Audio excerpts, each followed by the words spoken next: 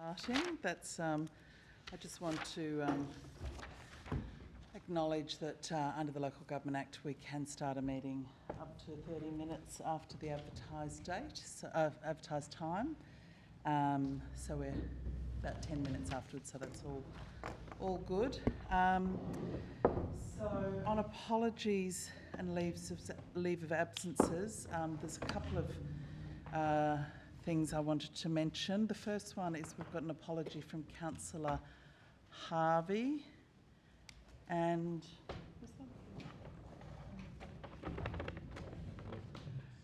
yes, and I also want to acknowledge that Councillor Elliott is not here, and just make a brief statement on that, which will be read into the minutes of this meeting.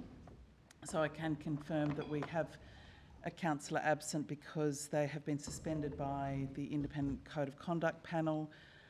This isn't a decision of the council. Councillor Elliott is suspended for 30 days.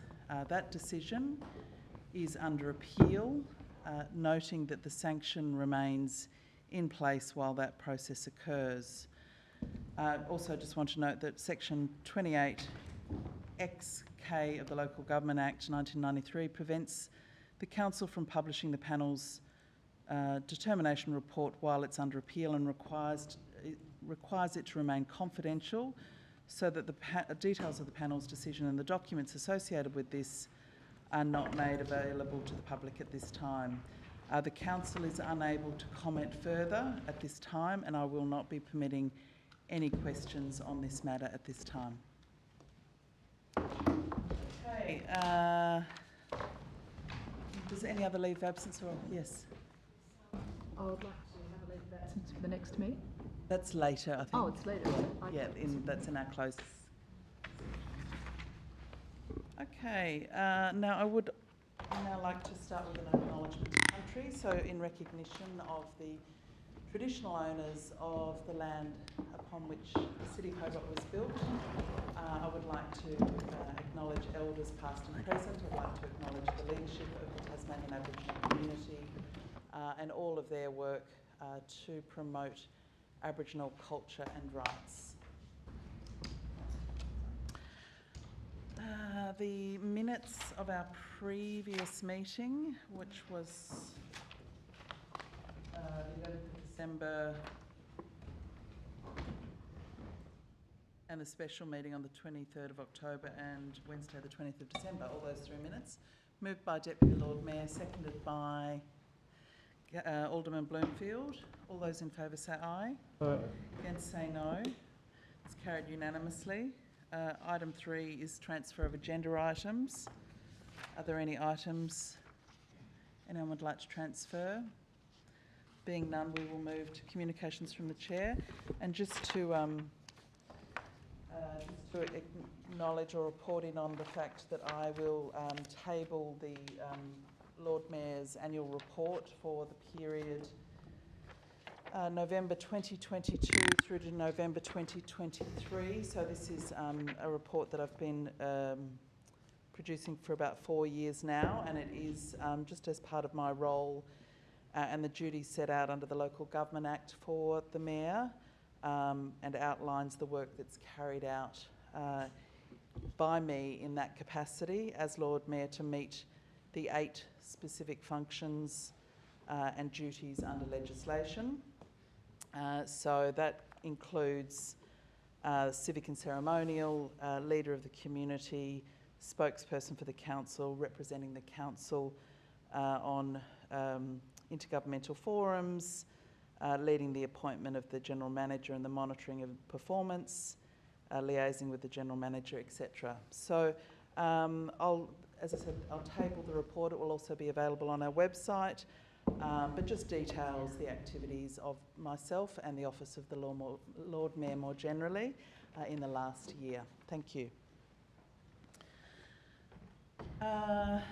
Notification of council workshops. On the 22nd of January, there was a council workshop on the South Hobart Master Plan and the Newtown Sports Precinct Infrastructure Plan, and that was the only workshop since our last meeting. Moving now to item 6, which is public question time. Are there any questions that we've had on notice, Acting CEO? Got one here, is it? Yes, that's correct.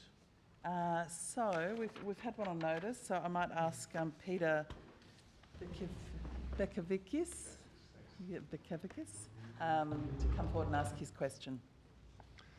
Thank you, Lord Mayor. My questions relate to the Mount Nelson and Sandy Bay Neighbourhood Plan discussion paper. At the council meeting held on 30th of October 2023, referring to the discussion paper, Councillor Lohberger asked, and I quote, "Regarding page 60 of the attachment, which relates to UTAS, I do have some questions about this page and the information on there. I noticed that one of the dot points states that we acknowledge the ageing building stock." Councillor Lohberger continued, "I'm just wondering about where that claim about the ageing building stock comes from, given that UTAS's most recent building condition report shows 60% of those buildings are in good condition. So I'd just like to ask where that claim has come from." To which the council representative replied, and again I quote, "That advice has come from both the property owner and our own observations."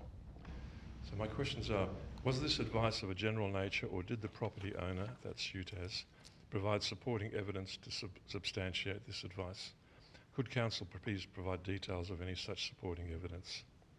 And the second question is, with regard to the statement that the advice also came from council's own observations of the conditions of UTAS building stock, could council please provide details of these observations, including how the observations were carried out, the results of the observations, and where these results are documented?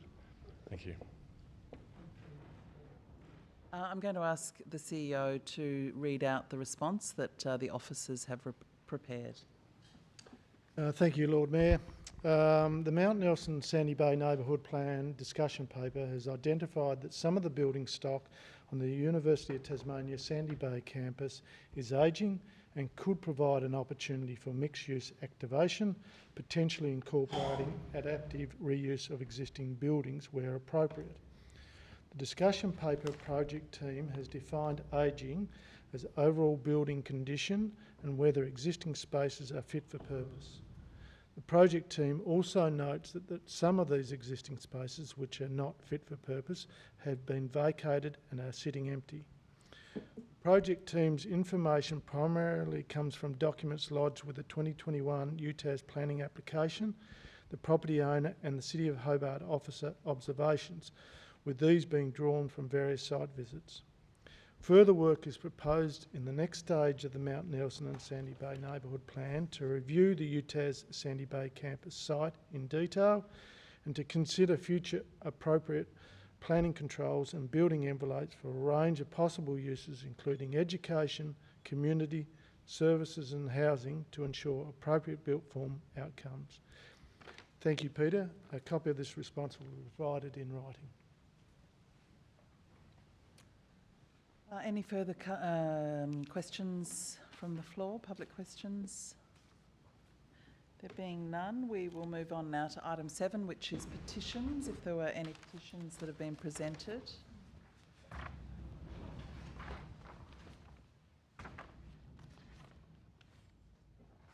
We have one. We have one. Read it. We've got a submitted by Dominic Lang of 52 Waterworks Road, Dunerne. State the subject matter, Romley Street, South Hobart. And the state of action sought by the petitioner to add a footpath in Romley Street, South Hobart to connect with existing sections of footpath, ideally with one or more pedestrian crossings. The total number of signatories to the petition is 144, Lord Mayor. Deputy Lord Mayor. That be sent to the relevant portfolio committee. Seconded by Alderman Zuko. All those in favour say aye. Aye. Against say no. Carried unanimously. Supplementary items. Are there any supplementary items? Moving on now to any indications of pecuniary and conflicts of interest for any items? Yes, Deputy Lord Mayor? I have one for item 20, which is in relation to the Acting Lord Mayor higher duties allowance, Lord Mayor. Item 20. Any others? There being none, thank you. Move on to our first officer report, which is item 10, and it's a response to a petition on Hobart traffic management. There is a recommendation of 3 items. If someone would like to move that or speak to that, I don't know whether Portfolio Chair of Mobility wants to speak or move that. I'm happy to move the item. And seconded by Councillor Dutta. And first speaker is Alderman Zuko. Yes, Lord Mayor, look, in reading what was presented in the petition, allow the greater flexibility with lane closures by not applying blanket bans to vehicles and pedestrian access. And the other one was advise the stakeholder on whether adjusting or removing all scramble crossings to allow traffic to flow. The recommendation there, Lord Mayor, is council notes. It's not acting anything, it's just noting that the matters raised in the petition titled Hobart Traffic Manager and a report on the pedestrian zoning scramble phase trial outcome and recommendation included on the agenda, which is fair enough. It's on the agenda tonight. But there's no actioning there. And the council notes that the road closure licence applications are assessed on a regular case by case with careful consideration of key factors relating to safety and accessibility to adjacent properties. I don't believe that that the 2 answers actually provide the recommendation provides answers to the petitioners, and I cannot support the motion, the recommendation, because I don't believe that we've actually providing the answers or actioning anything that they've requested. Any further discussion? None. Oh, Councillor Dutta. Lord Mayor, I just have a question for clarification. Point number 3 of that motion states the lead petitioner be advised of the council's decision. Will that mean that only the 1 and 2 points will be communicated to them, or will there be summary of the report points as well? CEO, would you like to answer that question? Yes, look, it would be normal practice to provide a copy of the report that addresses the issues raised in the petition. So yes, and we'd be more than comfortable having further discussion if there was points of clarification required. Yeah. No, oh, Councillor Dutta. Thank you for that answer. I think Alderman Zuko has made a point which is quite pertinent, and because of that I've asked the question, and I think I'm satisfied that the report is going to be given to them, and therefore the report, those of us who have read it, it's quite substantial and in detail, and it goes to answer those 2 concerns of the petitioners. Thank you. Alderman Bloomfield. I'd like to make one point. This is related to the scramble crossing number 11, and it's quite, there's quite a few people who have actually signed on this and who are quite unhappy with the scramble. Yet none of this is mentioned in number 11 at all, as if the petition has no bearing or weight on our decision. I'm not entirely sure that's what was intended. Is that a question or just a statement? I'd like to know whether or not this petition should or should not have had weight when we make a decision on the scramble crossings in the next point.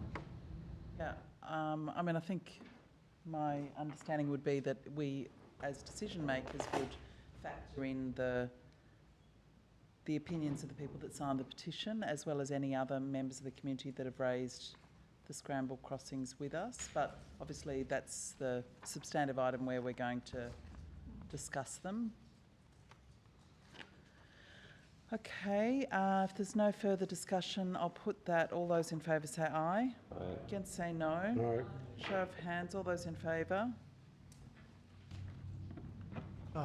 Councillor Dutta, Councillor Lohberger, Councillor Passelt, Councillor Sherlock, Deputy Lord Mayor and the Lord Mayor. And against? Alderman Zuko, Councillor Kelly, Alderman Bloomfield and Councillor Coates. Okay, now we'll move on to that item 11, which is the pedestrian-only scramble phase trial outcome and recommendation. There is a recommendation there.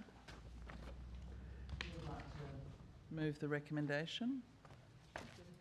Seconded by Councillor Sherlock. Open for discussion. Alderman Bloomfield. An amendment. I've already sent that through to elected members as well as CEO and legals. I believe Sarah's got it. So, is there a seconder for the amendment? Councillor Lohberger.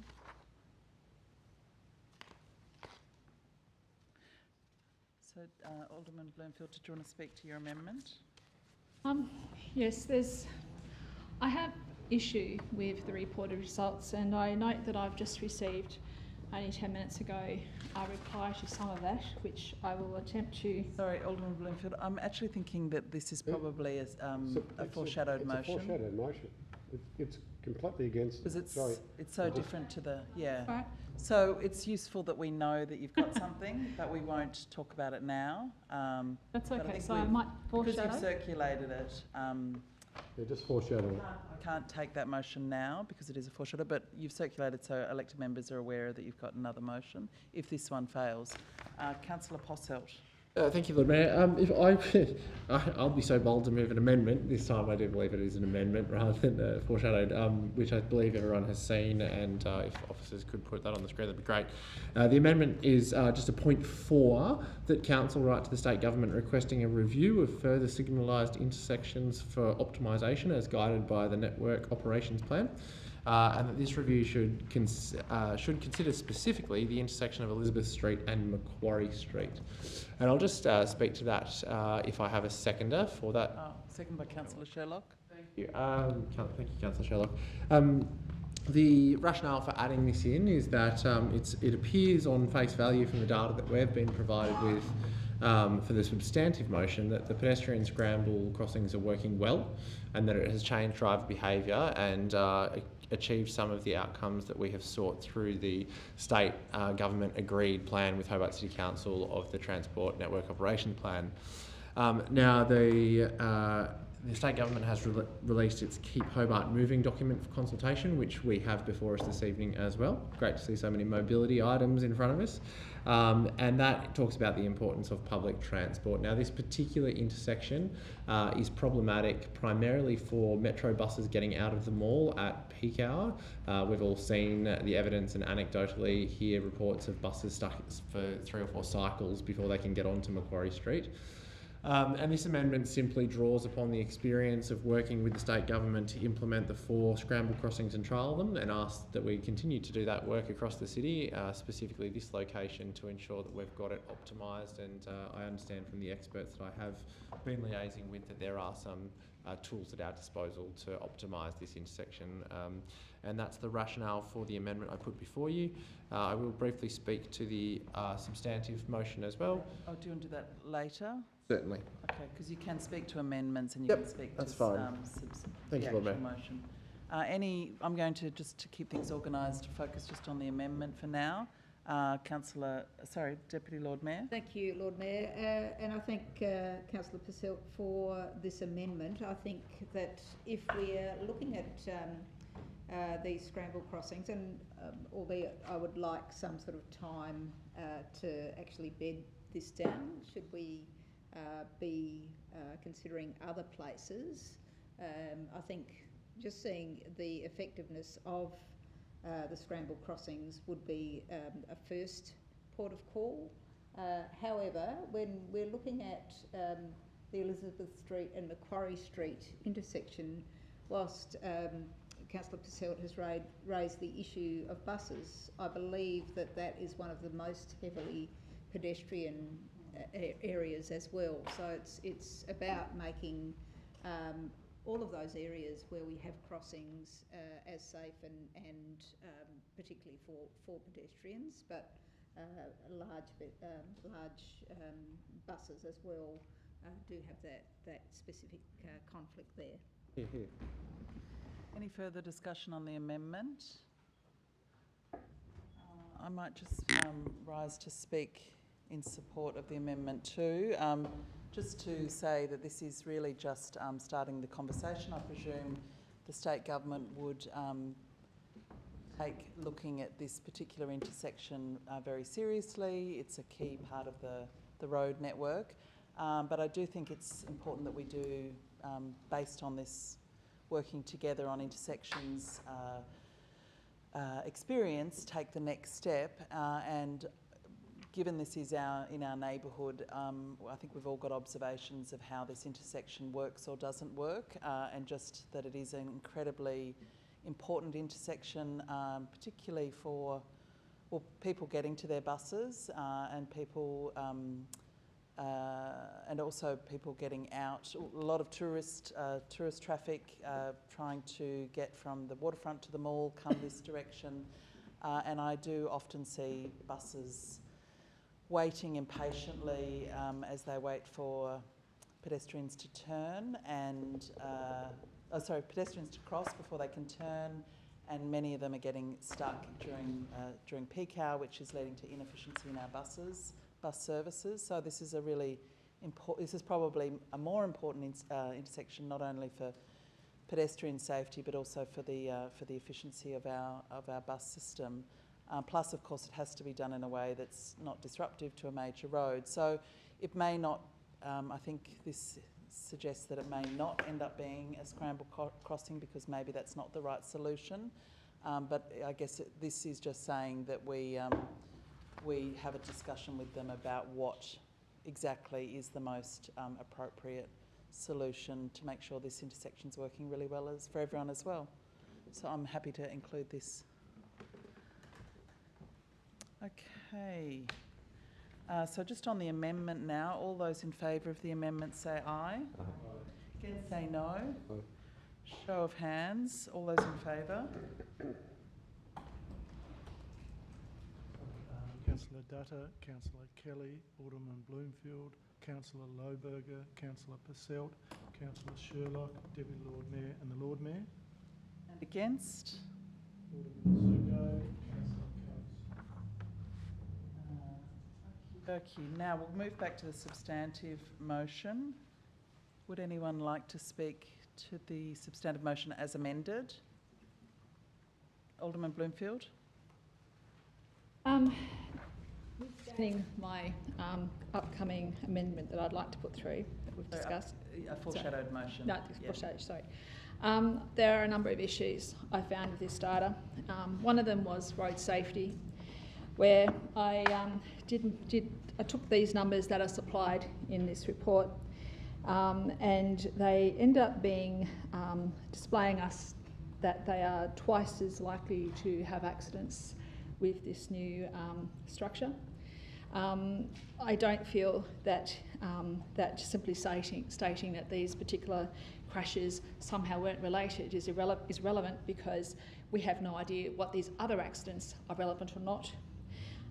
And also with the fact that the red light data on the following page, now I'm on page, 60, you will see that we have November on a separate chart to the initial several months chart, and it concerns me that the second chart, even though you can't see the numbers through it, show that the red light running has not actually particularly decreased, and as a result we're actually looking at red light runners at potentially up to doubling in number of times it's occurring as a percentage of overall.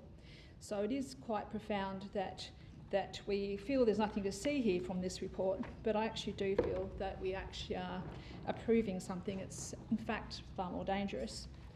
We also have an issue with the following page, on page 61, where I was just informed that we have July's data. That's a significant comparative for our occupancy of our car parks. But we shouldn't be comparing July to August, September, October, November. We should be comparing July to July, August to August, September to September and onwards. How would we otherwise know whether or not there's actually been truly an impact? Consumer spending on the following page, which is now page 62, we have in fact data that is not adjusted for CPI. Now, I only managed to get CPI from the ABS reports of around 4.5% or thereabouts. And when I put the numbers through, we find that even though it looks like, my goodness, we have a growth here, we don't have a growth. It flatlined. It was 0.04% growth, 0.04. Okay, and then the following month it went down by 1.8. So our economy shrunk. It didn't go up, it shrunk. And yes, it did shrink by here, but 1.8% is quite significant. I was unable to compare October, November and December because I don't have December 23 ABS results at this point, but it starts to make me quite concerned that the impact we're discussing here is actually quite profound. And in particular, I think the spend map data, which was only mentioned as Hobart, which I didn't have, and this report should have specified to us that this report contained this area of Hobart. We don't actually have a classification of what Hobart is. That also concerns me. We're a point of review. How can we review when we don't actually know what we're reviewing?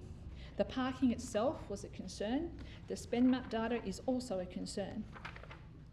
And then to top it off, we have similar results a second time in a second report, which I found quite profound because surely these two could have been compiled so that we actually could make proper assertions. The other issue that I have in particular with this is that a lot of these reports, in fact, were not complementary. It might sound petty to suggest that we should actually have like for like, but if I'm looking at 4 different intersections and 4 different charts, those 4 different charts should all have the same y-axis. Not one is 100 per delineation and the other one 200, because we're no longer looking at something that is actually any more than data reporting. It is not allowing us to make a true understanding record of it and being able to review. So I would not commend any of this report because I do not feel that is showing us anything close to the recommendation, and I do feel that this is in fact a detriment to our city and it makes us less safe. Councillor Posselt. Thank you, Lord Mayor. I rise to talk about the report that Alderman Bloomfield has deconstructed this evening. I commend the officers for their work producing this fantastic and in-depth report that contained quite a lot of data that may have been, that was requested by elected members but may or may not be relevant. So when we interpret data, we need to consider the context in which we interpret the data. This is a very small, very small intervention, and we are receiving data that is extremely broad, that has all number of confounding inputs. And a great example of that is expenditure in the CBD. Now, these intersections were implemented just as a cost of living crisis was hitting. It had had a nice lead in and interest rates were continuing to go up. Now, the report rightly points out that it's the Reserve Bank's monetary policy in this country to try and reduce expenditure by 2 to 3%. Now, when the federal government is implementing that type of measure, it's very hard to say, well, you changed the pedestrian crossings on these traffic lights and that's now impacted government business expenditure in our city.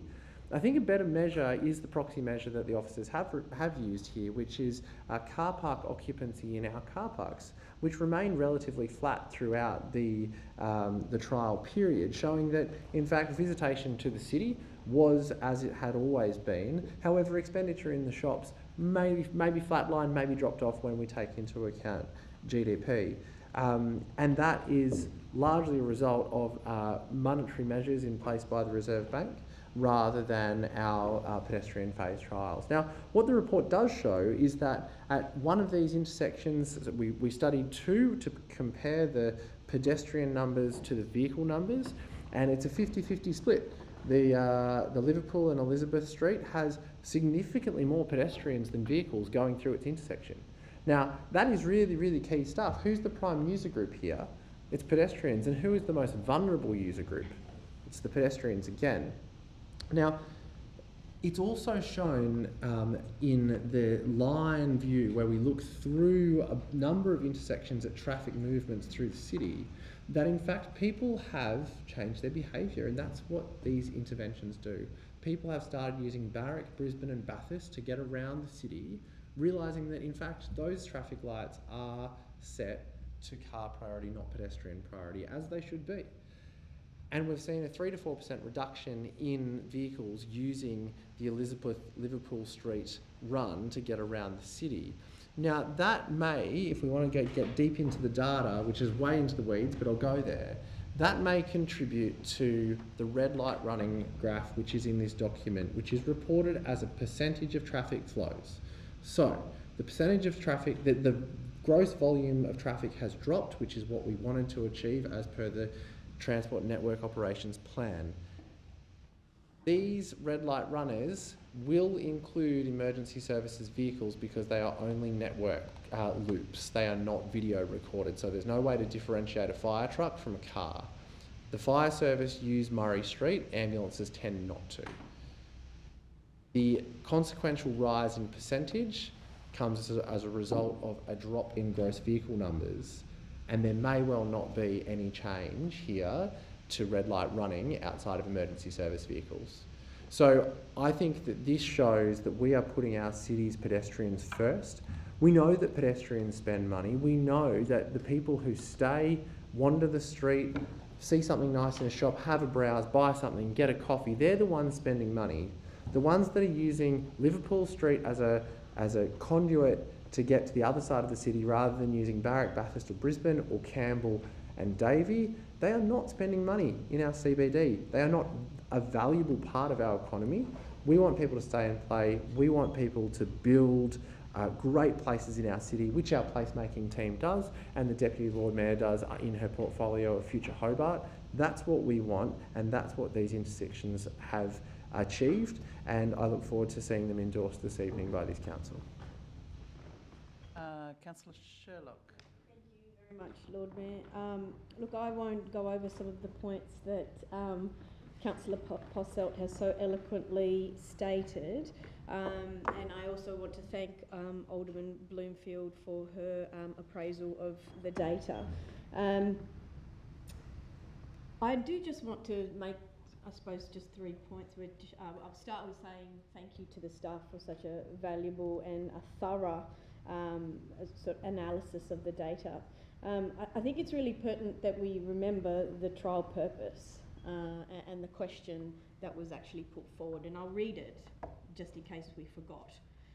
And it was, can the Hobart CBD road traffic network cope with additional pedestrian green time given to pedestrians when exclusive pedestrian phases are provided at key locations?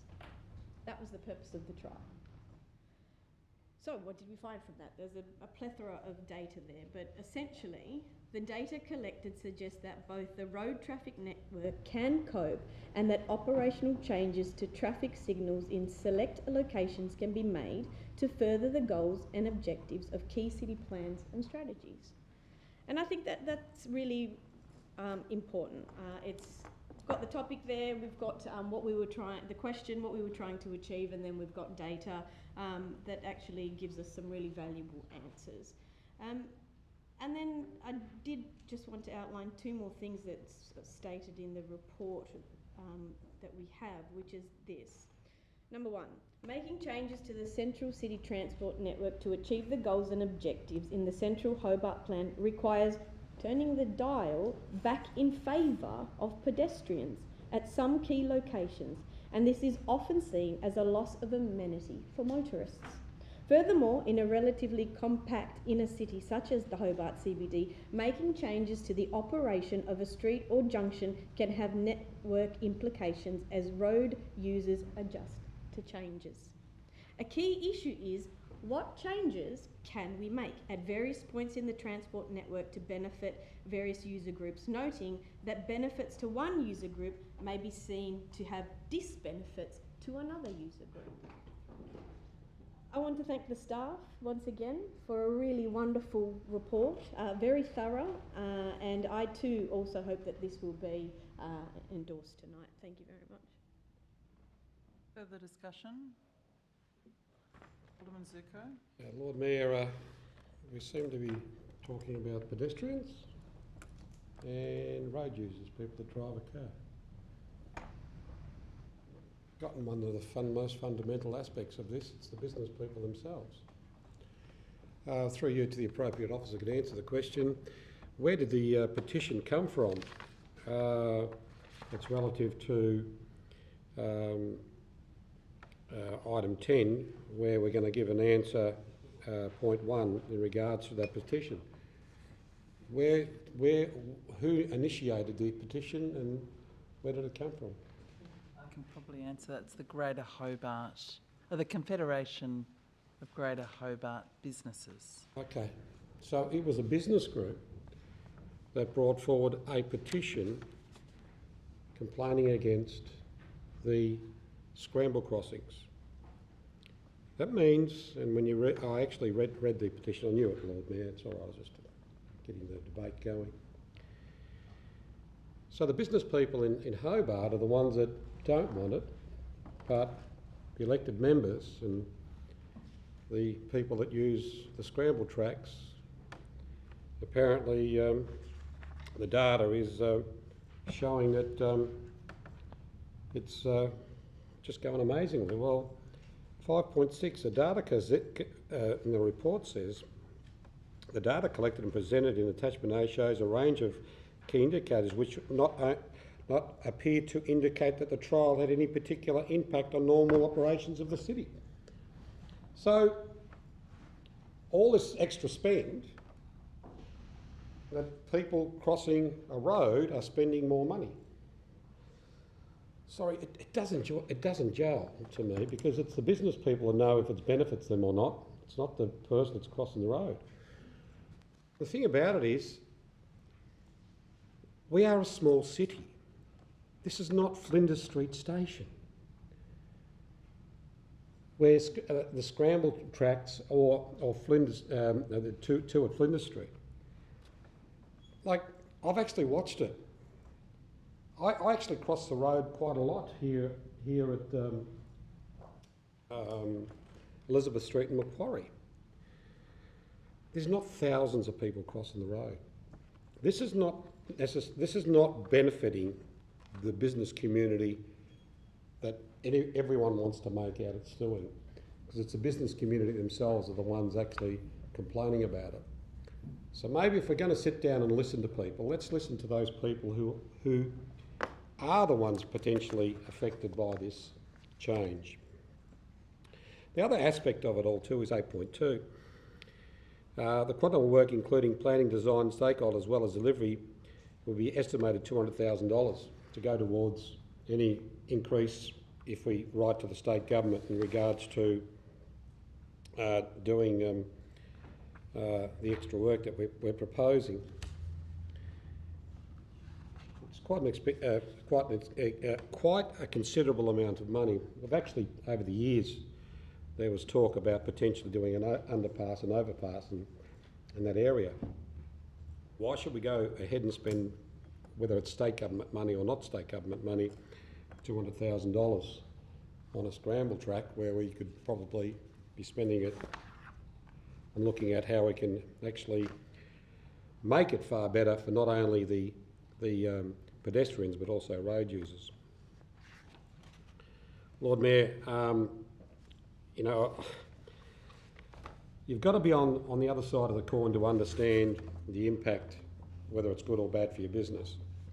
But there's no way known, if I was a business person in Hobart, that I'd be advocating my business would dramatically improve for the fact of people who cross a road, because a lot of people who cross the road are not necessarily going shopping, they could be doing other things. So I can't support this, and I won't support this. I'm actually quite disappointed that we're not answering the petition question, but I've asked that question before. 30 seconds. I would support a foreshadowed motion. I think that's the way to go at this point in time, because I think what we need to be doing is making sure we got everything on the table, not just a one-sided opinion. Further discussion? Deputy Lord Mayor. Thank you. I'll speak to the motion before us, and I think it might have been Alderman Barakis who actually wanted to experiment with the scramble crossings. Yeah, I think it's one of the few things that we agreed on at council, but that's ancient history.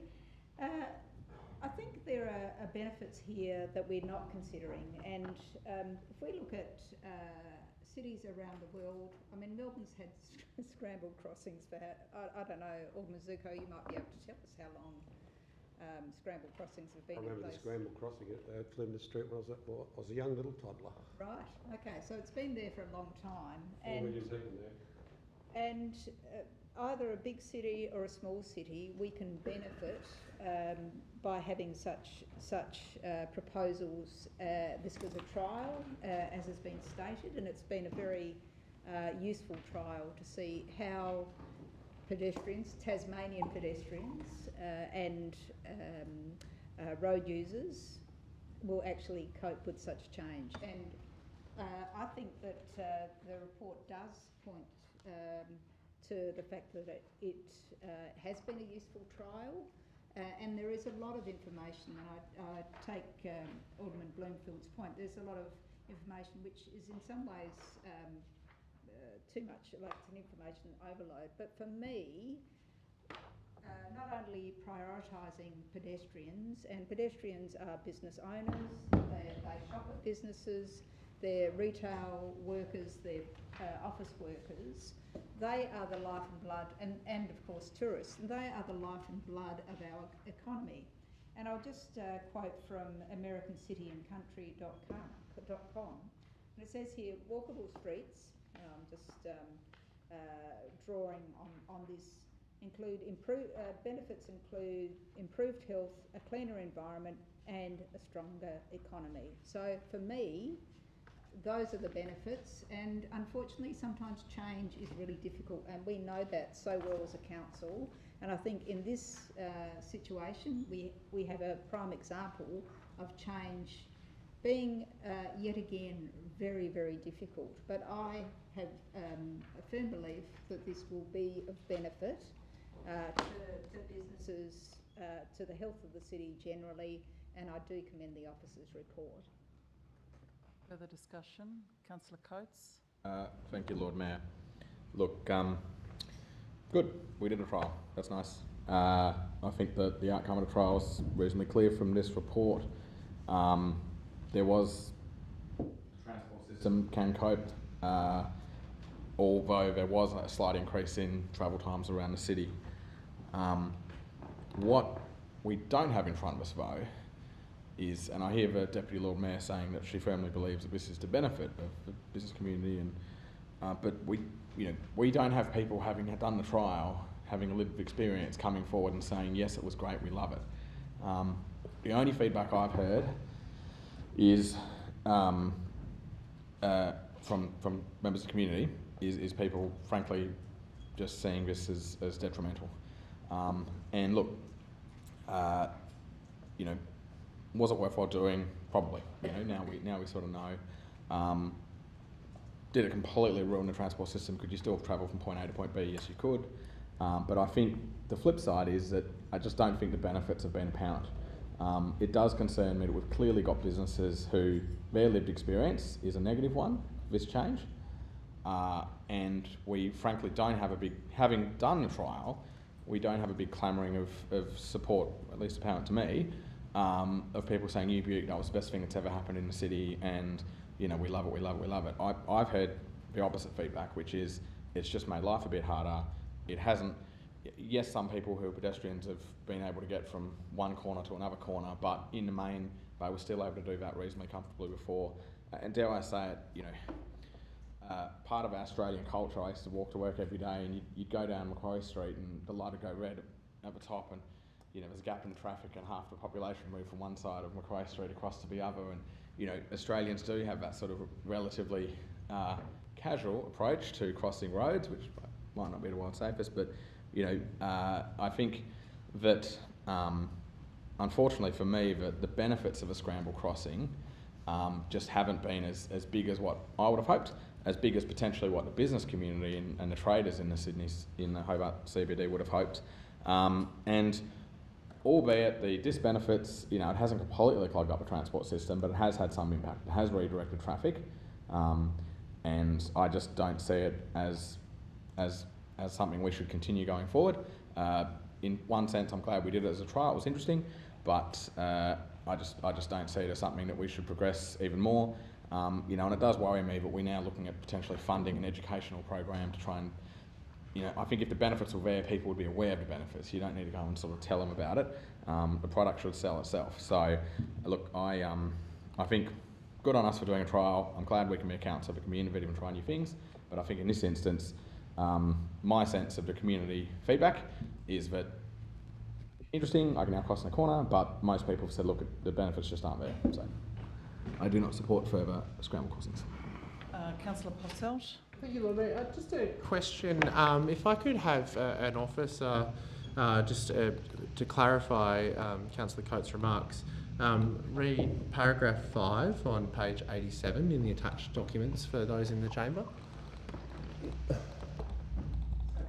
Paragraph 5, page 87. So what's it related to, Councillor Posselt? The claim that there's been no evidence of benefits and that the community aren't reporting benefits. The officer to sort of paraphrase rather than just reading But, out. yeah, as you wish.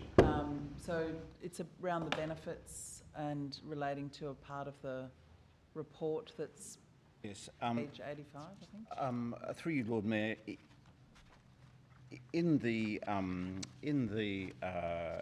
accompanying sort of data, we do try to articulate where there have been benefits to the community. Now, those benefits we see as principally around safety. So obviously safety, and obviously the objective of the trial has been articulated earlier, is to improve safety, amenity and movement.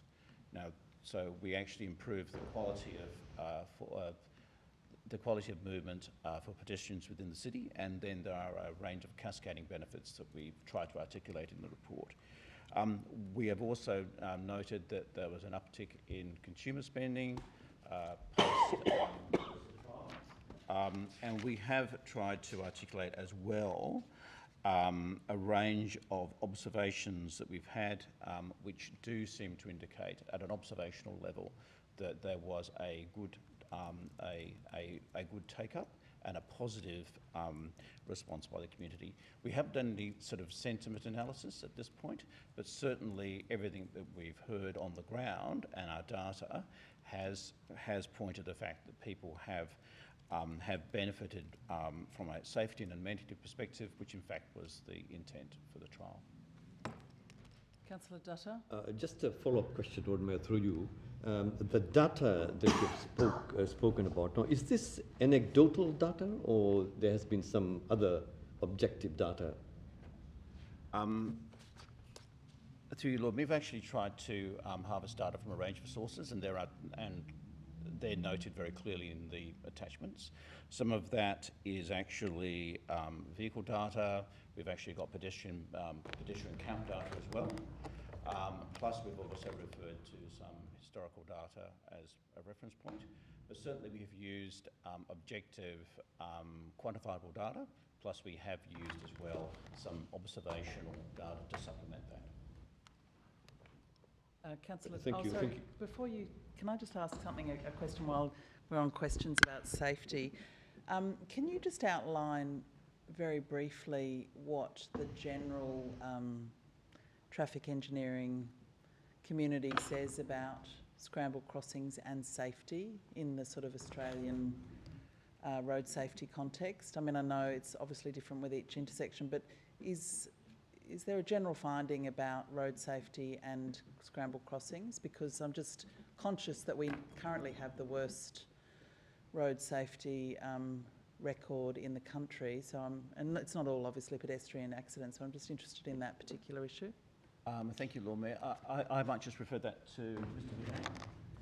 Mr. Vidal, would you like to Happy for me to speak here? That'd be great. Thank you. No worries. Thank you. And through you, Lord Mayor. Yes, so to answer that question, yes, certainly any opportunity you get to separate vulnerable road users like pedestrians, cyclists, from vehicles is an opportunity to make it safer. So in the 48 crashes, I think that's documented in that report, I think 9 of them involved pedestrians.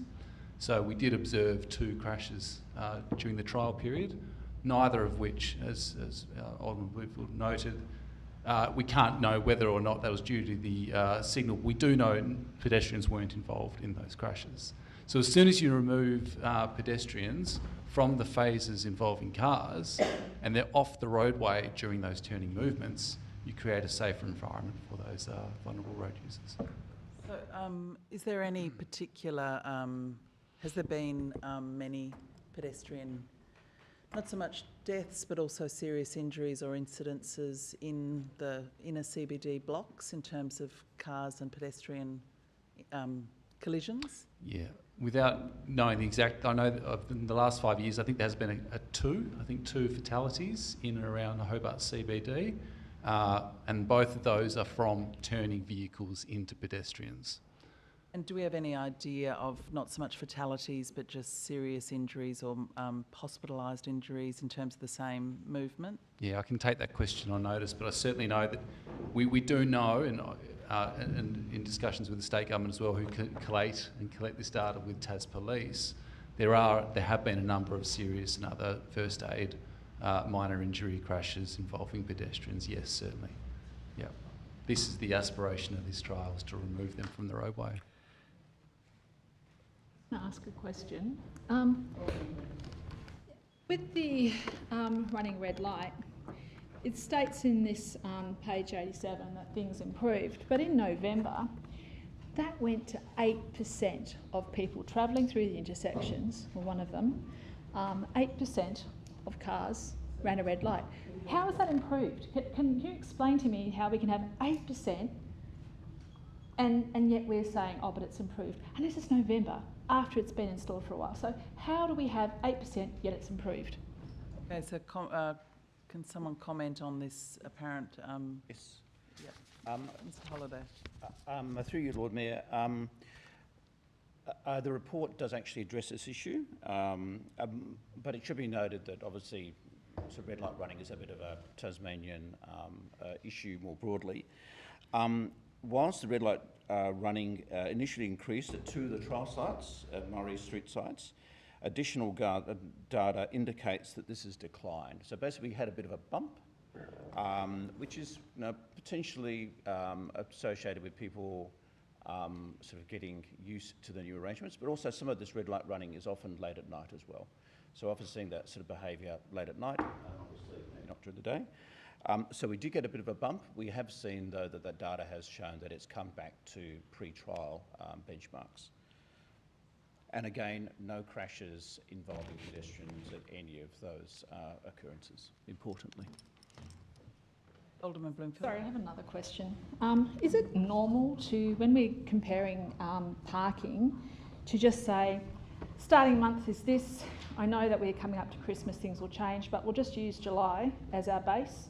Surely, isn't it normal to use an annual comparative, so July to July? Is that normal, or am I just surprised to see that we're only using July as our base? Mr Holliday. Through you, Lord Mayor, that's a very good observation, and the officers do recognise that we have just used one data point there. Optimally, you might have used a broader range. Obviously, we have used a broad range of data points as referenced throughout the report. With parking, I suppose we were just trying to there show an indication of activity in the CBD. Parking data was one of those points.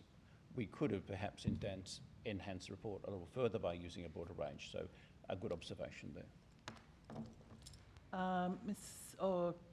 Councillor Kelly. Thank you, Lord Mayor. Through you to Council's officer mentioning the statistics about the tragic deaths of pedestrians. Were they both, am I right in saying they were both bus fatalities resulting from buses? No, one of them was a car. One. Collins and okay. Argyle was a car. Yep. Thank you. Look, it is a bit sad that we didn't follow one of our pillars of this very council, and that was with the giving advice and the consultation at the start of this whole trial. And when we went as elected members up to the transport up in North Hobart and on an excursion up there, which is fantastic to see the traffic light control up in their control centre up there, the government office actually admitted that, look, there was nothing that was put forward to the public by way of, you know, advertisements in the paper and all that. And I understand a lot of the local businesses weren't really versed up on the whole thing. And as an elected member, I can't really recall receiving much information at all about it. So I think it's an object lesson here that without that consultation at the front, you're going to immediately get the public against a change. And changes are, as we said before, very hard to take. So I think there's a big lesson there to be learnt if that initial consultation period could have been done a lot better. My observations and feedback I'm getting, it works well in certain times of the day and for small pieces, but I do reflect what Alderman Zuko says. Look, for big cities this works well. I do question whether the same system should be cut and pasted into our situation here. I think we've got to be too, as a council, really upfront and honest and right from the word say, look, is this really an exercise in getting rid of all the cars and making this all, you know, pretty much pedestrian focused? And if that's the case, that's fine. I just think we've got to be a bit more honest and brutal about that and articulate that to the businesses as well, because to me this seems to be a little bit sneaky way of going about it with that lack of consultation, as I said, and the anecdotal evidence I'm being given. So unfortunately I'll be not supporting this motion tonight. Thank you, Lord Mayor. Councillor Posselt. Thank you, Lord Mayor. Just a question to the relevant director. Does the city's Central Hobart Precincts plan identify these corridors as primary pedestrian routes? And did the city's Central Hobart Precincts plan have significant public consultation? Anyone like to answer that, Mr. Holliday? Through you, Lord Mayor, on the first point, Collins Street certainly is a primary pedestrian corridor within that study. Obviously, Liverpool Street already is a heavily pedestrianised zone. And the Central Hobart plan was subject to a deeply extensive multi-year engagement process. Mr. Dutta? Thank you, Lord Mayor. Now, for me, the points I want to raise are these. Firstly, I look at this in the context of a trial. That was the context. Now, the trial has been conducted. Each one of us have our own experience with people. They're anecdotal. I can speak to 10 people. Councillor Sherlock might speak to 100 people. That's what it is. We come here with our anecdotal experience, and sometimes there is an inbuilt or unconscious or conscious bias with regards to our ideological position. Either we admit it or not, it's there. When the staff in their professional capacity write a report, I don't expect them to peddle a political, ideological position. Reading the report in the detail it's in there and the arguments presented, I'm quite satisfied that the evidence and the arguments presented to me to make an informed decision is valid. And all they're asking, and the recommendation of the motion is this, and for me it's for us to speak to the motion.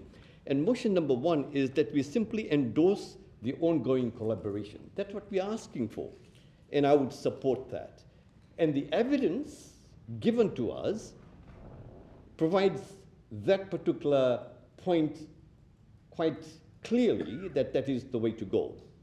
Recommendation number 2 is that Council note the funding which will be sought from our own budget in 2024-25 and from the government. I would support that. And number 3, the recommendation is simply saying that we endorse a production of education and endorse materials. Anything new, anything that we want to change is never easy. I remember when we had scooters in here, it was mayhem. It was quite a disaster, as it were. The community spoke very loudly. Over a period of time, things have changed, but any change, and I remember when I was in my working career, When we were told to move from one office to the other, you feel so comfortable that any change you feel uncomfortable with, because that's your place of security. So what I'm saying, with regards to these 3 points that have been made, on the basis of the evidence and in the context in which we did this, it's not my personal experience to be speaking to a number of people. That anecdotal experience, I put that aside and I lean on the expert advice of staff, and I would support this. Thank you. Any further discussion? Being none, I'll speak to this now. Just to say that, look, it's been a really useful discussion, and I thank Alderman Bloomfield for raising some of those issues. It's appropriate that we ask questions and we seek information about the data. But I think the data that's been collected, I think the consultation that's been done, the trial process in itself is a consultation. I've heard lots and lots of discussions online and all around the place about the crossings, and that, in a sense, is the consultation process, gathering both the sort of the numerical data and the anecdotal data. I personally have heard positive feedback from a number of businesses who, you know, recognise that pedestrian traffic is what they want to see more of. They want Hobart to grow. They want Hobart to become a denser, more developed city. They don't want it to stay just a small town. They want to have the core of the city being full of people. And so these kind of crossings are so common in every capital city in Australia. I just think we've got to recognise that we do need to modernise our CBD, and this kind of traffic management is part of that. It was like the 40 kilometres, we dropped to 40 kilometres per hour. Lots of outrage. You know, some businesses said they were outraged, they spoke the loudest, but lots of other businesses said, well, we want a safer city. We don't want lots of conflicts between pedestrians and cars. So they agreed to the 40 kilometres an hour, and we implemented it, and now, again, it's become just part of the process. The modernisation of the Hobart CBD, we now have 40 kilometres an hour in our CBD, like every other capital city, except I think Adelaide, because it's safer. And that's, I think, for me, you know, we can quibble over, does this business owner like it, does this business owner not like it? We can quibble over, you know, was it this many car parks more, this many car parks less?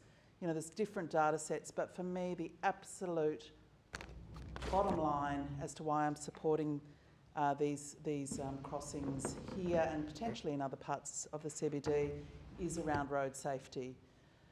There is nothing more tragic than when a visitor or a resident comes to our city and does not leave, or leaves with an injury that impacts on them for life, the pain management. And there are so many, not only fatalities, there are so many conflicts with pedestrians in these kind of CBD streets.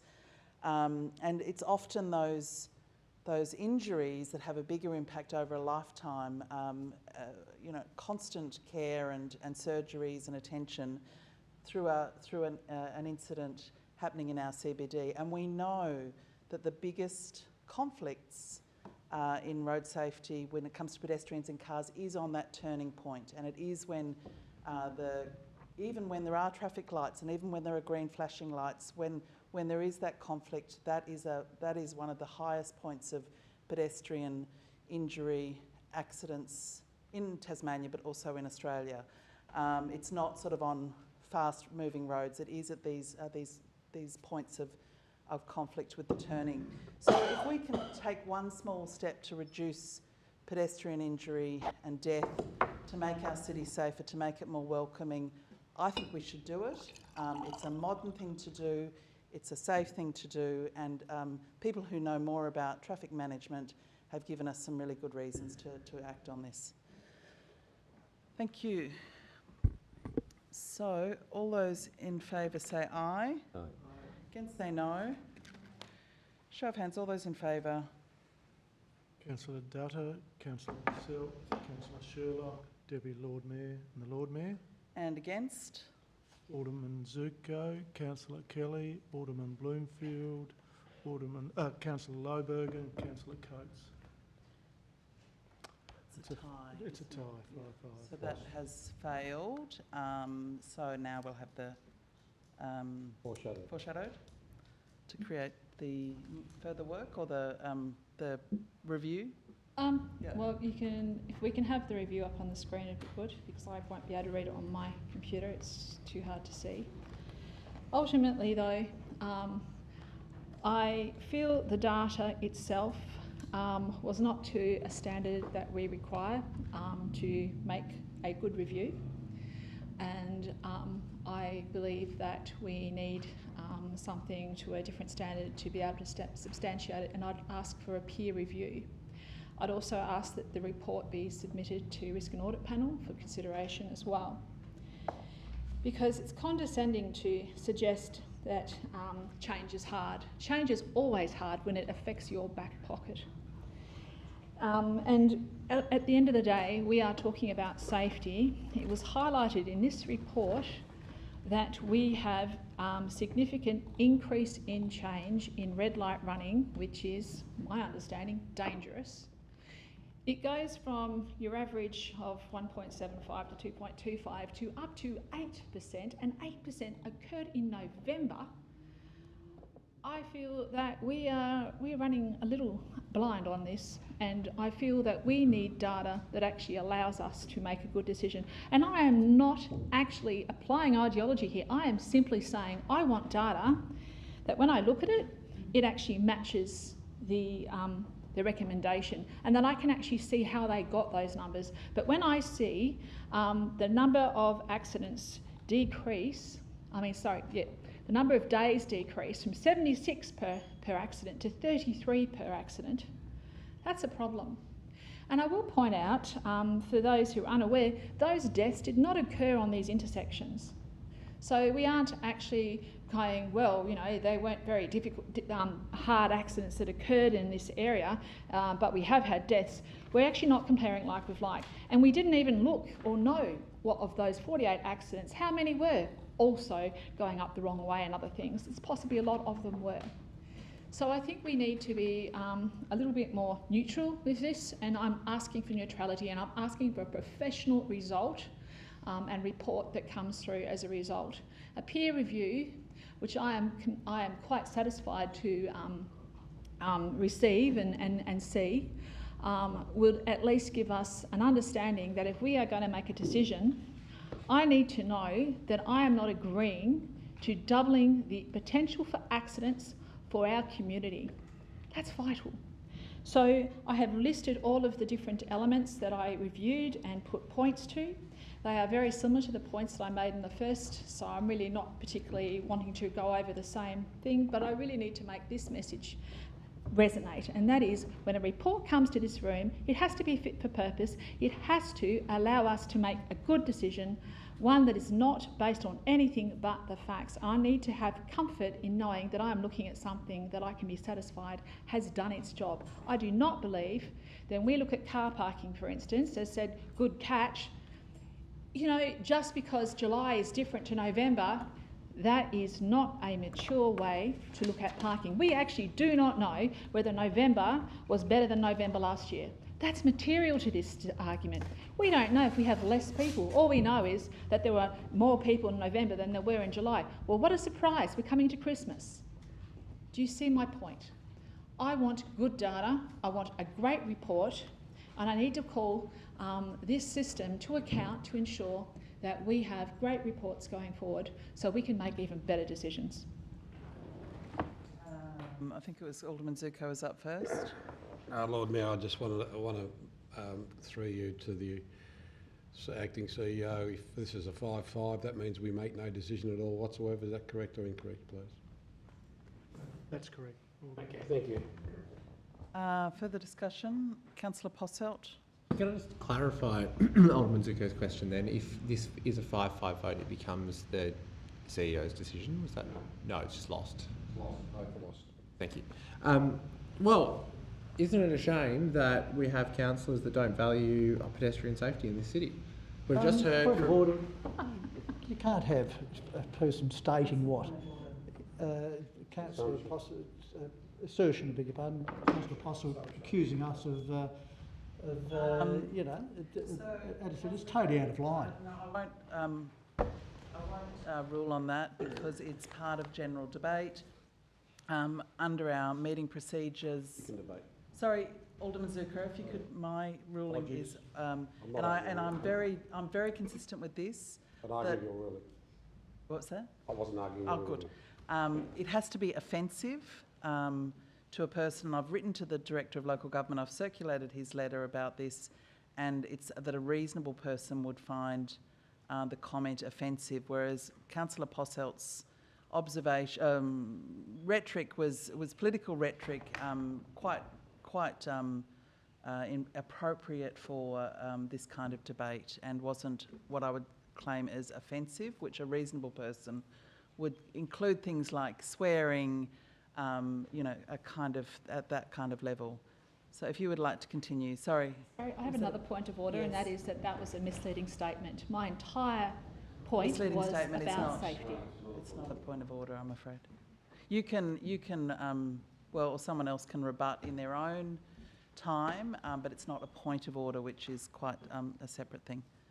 Okay, continue, Councillor Posselt. Thank you, Lord Mayor. Yes, what a shame that we have some councillors here that don't value pedestrian safety in our CBD. We've just heard from the experts in the department that the entire purpose of this trial was to enhance pedestrian safety by separating pedestrians and vehicles when pedestrians need to cross the roadway. That's the foundation of this trial, is keeping people safe. We've seen too many people hurt on our streets. We've seen 2 deaths that we know of that we've discussed this evening on our streets at signalised intersections. It's a shame that there's councillors in this room that value 100 seconds over the life of a person visiting our city, because that's what this report shows, that this change was worth about 100 seconds on average to commute times and to travel times. And the fact that we would value 100 seconds over somebody's life as a council, I find disturbing. Our job, as listed in the Act, is to look after the welfare, health and safety of people that are in our city. And here we are valuing 100 seconds instead of trying to keep people safe who are shopping and spending money in our CBD, who are visiting, who are employees, who have children that go to childcare in our CBD. In fact, I do recall that we altered our highest level document to say that we would consider the specific needs of families and children when we do transport planning infrastructure in our city. That's what our highest level document does, and pedestrian scramble crossings enhance the road safety for children when they need to cross the road.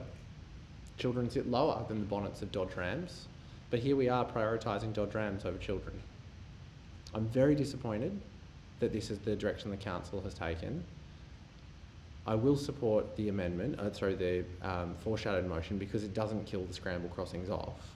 But I'm disappointed that we don't have, that councillors in this room don't have faith in staff to produce a report that has so much data in it. This is probably the most comprehensive report that I've seen since I've been on council for such a relatively small matter.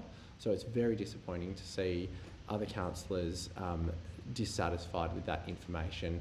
As somebody who has qualifications in research, I think that the data is sound. A couple Alderman of questions, Zucker. Lord Mayor, through you to the appropriate officer can answer it. Does anyone know the width of Flinders Street? No? Does anyone know the width of Collins Street? Which one, sorry? Collins Street in Hobart? No? Well, if anyone's ever been to Collins Street in Hobart and Flinders Street in Melbourne, you'll find that they're completely different. Flinders Street in Melbourne's probably, I would say, one and maybe 3/4 of the width wider of Collins Street. So, we're talking about 100 seconds.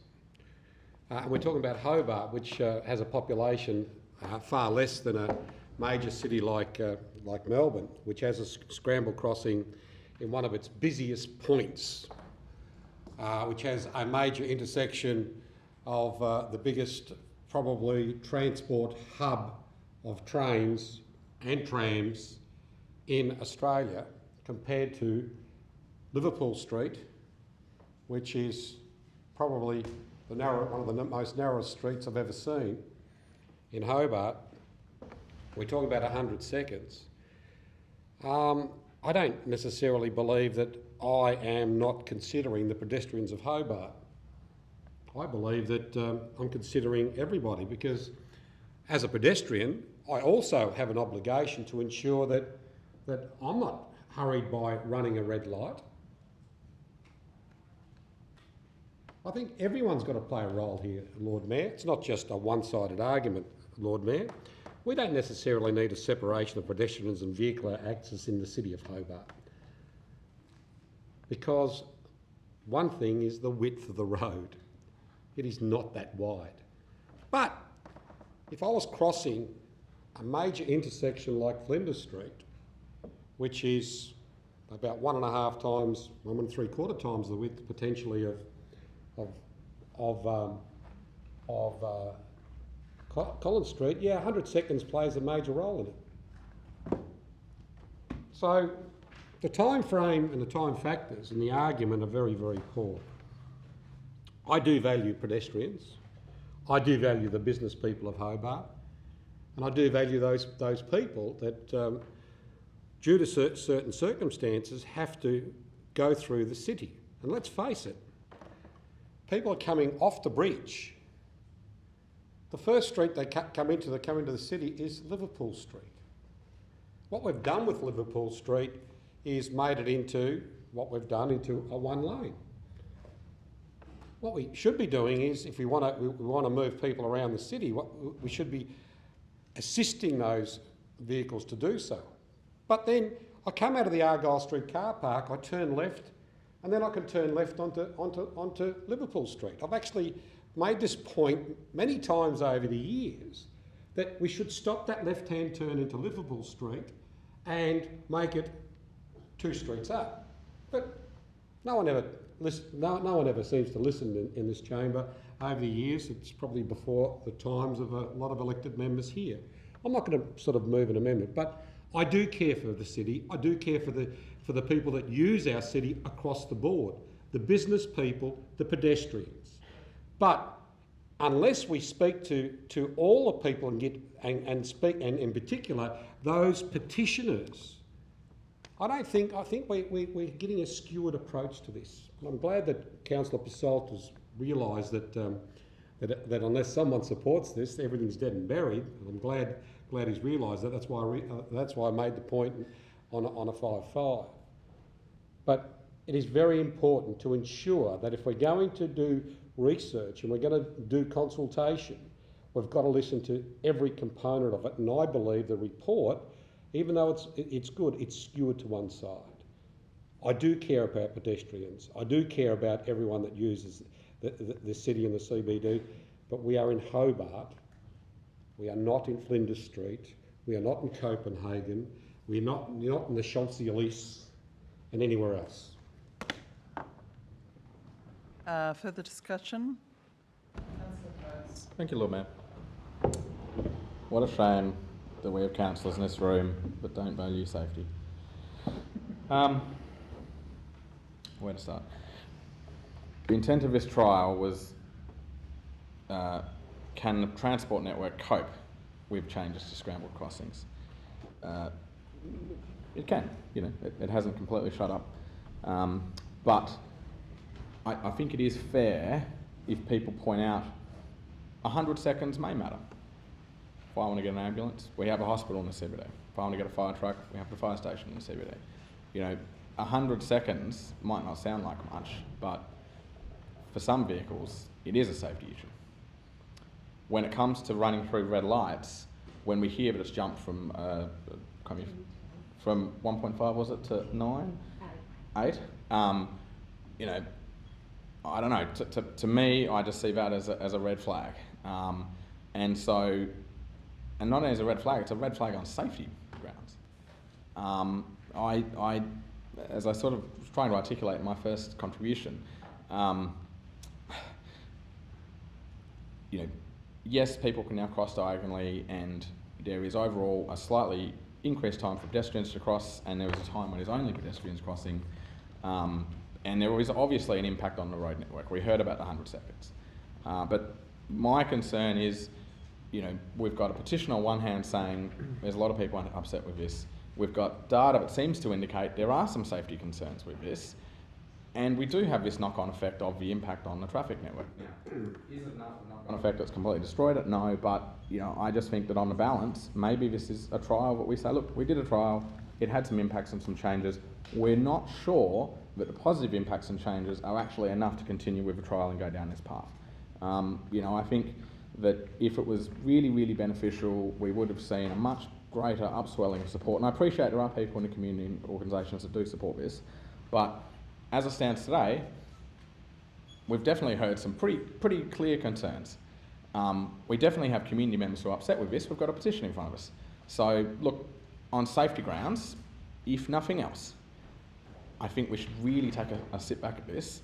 And it is a shame that we do have councillors in this room that don't consider safety, because frankly, people running red lights is not safe. Frankly, having an extra minute and a half on an ambulance response time is not safe. And I'm not sure that the benefits of these scramble crossings are as apparent as what some would like to feel. But it is an argument. There's no black and white. So I just think that the trial's been in place. We've had some impacts. I don't think the benefits are enough to continue the trial. Thanks. Can I just seek clarification on the comments by Councillor Coates about the red light? Because I thought the advice from our director was that there was a spike at the beginning and then there was no discernible impact in terms of a change in red light. Can you just clarify that? Because it seems that some elected members might not have heard that advice. Through you, Lord Mayor, just to confirm that we did have a spike during the trial, but now we've basically gone back to before trial status. So, when you say a spike, for how long of the trial was that like that? Okay, I might just need to. Yeah, through you, Lord Mayor, just some advice on the specific data points. So we saw in September and October an increase at the two sites, and those increases range from at Liverpool Murray an increase of 3 to about 4.5% on average. This is on average. And at Collins Murray, an increase of just below 2 to about 3% red light running. What we found at these sites in November, further data gathered in November, it showed it returned very close to those levels pre-trial. So there was an initial spike in October, September and October, and then we saw those numbers return to pre-trial levels. Okay.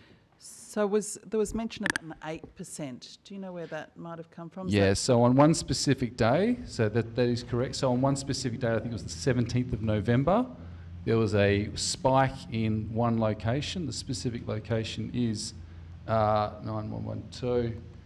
I'll just tell you, sorry, just to get up my data to make sure. It's Collins Murray, and that was on that one specific day. There was a spike of up to 8% on that one day. One day. And that could be for a number of factors due to emergency vehicles. We could unpack that further, and that's something we'll obviously intend to do now, and make sure we sort of find out what that exact cause. But it's usually to do. That's not an unusual occurrence to have a spike on an individual day. Oh, thank you, Deputy Lord Mayor. Yes, through you, Lord Mayor, to the CEO. Just so that I'm clear. So we have refused to go on with this trial, and this might be a question for Alderman Bloomfield. So the trial and any further work in this space is finished? Yes, Lord Mayor. Look, I think the resolution, the foreshadowed resolution, makes reference to a peer review. So I don't necessarily think that it requires the trial to cease. I think what it's seeking is a peer review of the officer's report and the findings of the officer's report, and I think that it may need an amendment to have that peer review come back to council. It doesn't specifically make reference to that. I think it might need some amendment for that. So for that to come back to council and for council to make a determination. Is that sorry, I need some clarification. No, that's all right. Okay, so to look at clarification. Yeah, just the timeline is this: is that I've asked for a peer review, so we need a little bit of time for that. But it also asked to go to risk and audit, Now, I think we just got confirmation of the next risk and audit was maybe the 6th of March, is that correct? Yes. It only just happened, yeah, that's right. So it's got to go there, and once it's done that, then it will go to, I would say now, the March meeting, so that we can then consider it. As I said, this was never about anything but the data. It's not about, the decision will be made once we've got clarification. Alderman Bloomfield.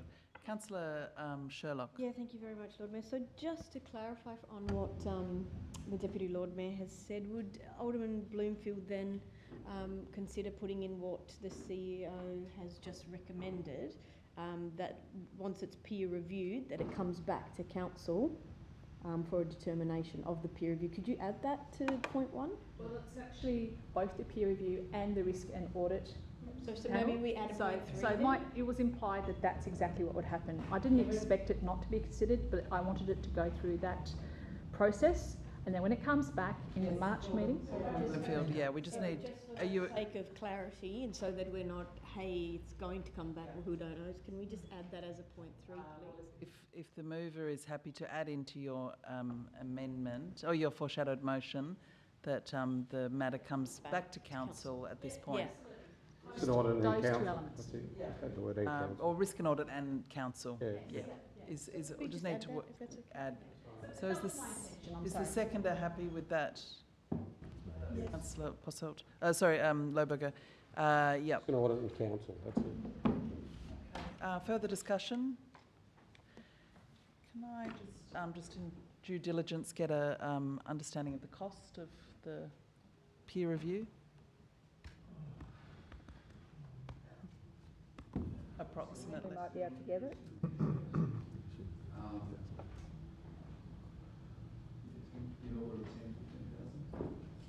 Sorry? Just for you, Lord Mayor, that was just confirmed that the external peer review, which I think what has been asked to do, is an external peer review in the order of $10,000 to $15,000. Any further discussion? I'll put them foreshadowed motion. All those in favour say aye. Aye. Against say no. Carried unanimously. No, it wasn't, Lord Mayor. No, I can't support it, I'm afraid. Sorry. Yep. So we'll do a show of hands. All those in favour, raise your hands. Alderman Zuko, Councillor Kelly, Alderman Bloomfield, Councillor Lohberger, Councillor Coates, Councillor Sherlock and the Lord Mayor. And against? Councillor Dutta, Councillor Posselt and the Deputy Lord Mayor. That's carried. Lord Mayor, just a point of order, if it's okay, just by way of personal explanation, I changed my vote based on the financial advice that came in. That's all right. It's I don't think we counted the vote, so it's fine. Yeah. Okay, now we'll move on to item 12, which is the revised City of Hobart Risk Management Framework. Moved by the Deputy Lord Mayor. Sherlock, any discussion on this matter?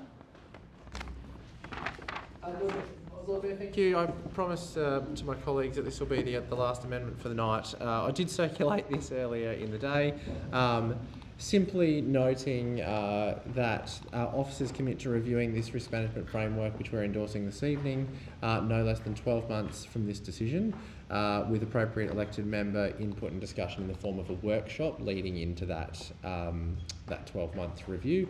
And very simply, for the people watching, the purpose of that is that setting the risk appetite for this organisation is crucial to the way that officers think and the reports that come to us. And I think that elected members need to have more information to act in good faith and to set the trajectory of this organisation moving forward. And that's just simply as an amendment to the recommendation. Second by Councillor Lohberger. Any discussion on the amendment? I'll put the amendment first. All those in favour say aye. Against say no. Carried unanimously. Any discussion on the motion as amended? Being none, I'll put that. All those in favour say aye. Against say no. Carried unanimously.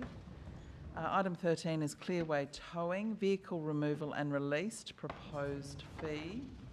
Moved by Councillor Posselt, seconded by Deputy Lord Mayor. Recommendation here, 4-part recommendation. Would someone like to move and speak to that? recommendation at all? No one wants to move it? Well, we've moved. Yeah, we've moved it. Sorry, That's right. no one wants to speak to it? Okay. Anyone, Alderman Yeah, Zuko? Lord Mayor, I support this. I still am of a firm view that we should have the ability to clamp vehicles as well. Those, in particular, those vehicles that don't pay their fines. They've got excessive fines. There's quite a number of them there. We've tried this before, and I think we should try it again. I'm going to throw it into the mix that I'll move an amendment that the CEO has the delegated authority to write to state government to seek the relevant changes so the Hobart City Council can clamp vehicles. I'll move that as an amendment. And I'll explain to you why, Lord Mayor. Over the years, there's been a number of vehicles that have got excessive fines, and we just keep on booking them. And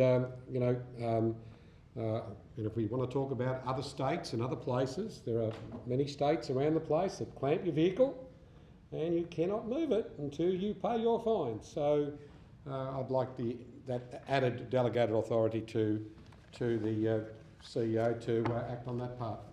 I know he has to write to the Minister's office to go through the rigmarole. So I'm not sure whether we've got the wording of that amendment, Okay. but are the movers happy to accept that in? Was that, I was Deputy and Councillor Shirley. What is it that you Is want to write? that the CEO has the delegated authority to write to the relevant minister or authority in respect of the Hobart City Council having the legislative powers to clamp vehicles. Can I get some advice on that before I accept that in? Would someone like to speak on to that? Whether on the issue of clamping? Yeah, look, I might have a go, Lord Mayor. This has been the subject of further previous attempts. Now, I'm not in a position to indicate, well, I can tell you it wasn't successful then, but I'm not familiar with the arguments for and against, Lord Mayor, so I think it would be prudent to have some further advice on this matter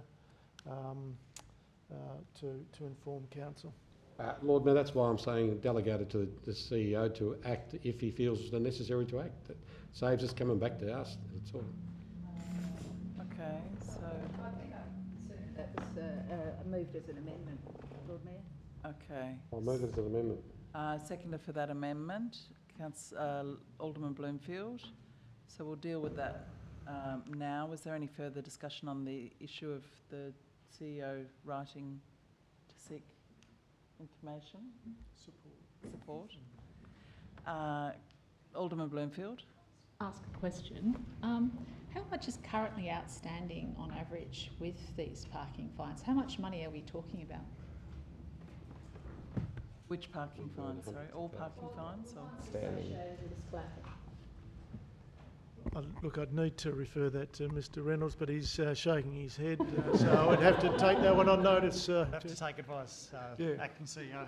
Lord Mayor, may I assist? Look, over the years, the Hobart City Council has burnt quite a considerable amount of money from parking fines because, we're chasing people and we just can't chase the money. But once you've clamped a car, it's very difficult. Okay. So it's writing to seeing whether the CEO has the delegation to potentially write to the Minister to seek an up-to-date view on this particular practice in Hobart.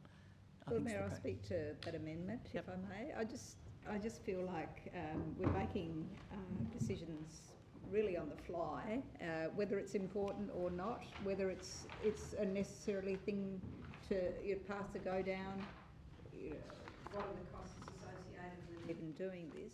So that's why I think it would be better if a short report could come back to Council so that we can actually make a decision based on fact rather than fancy.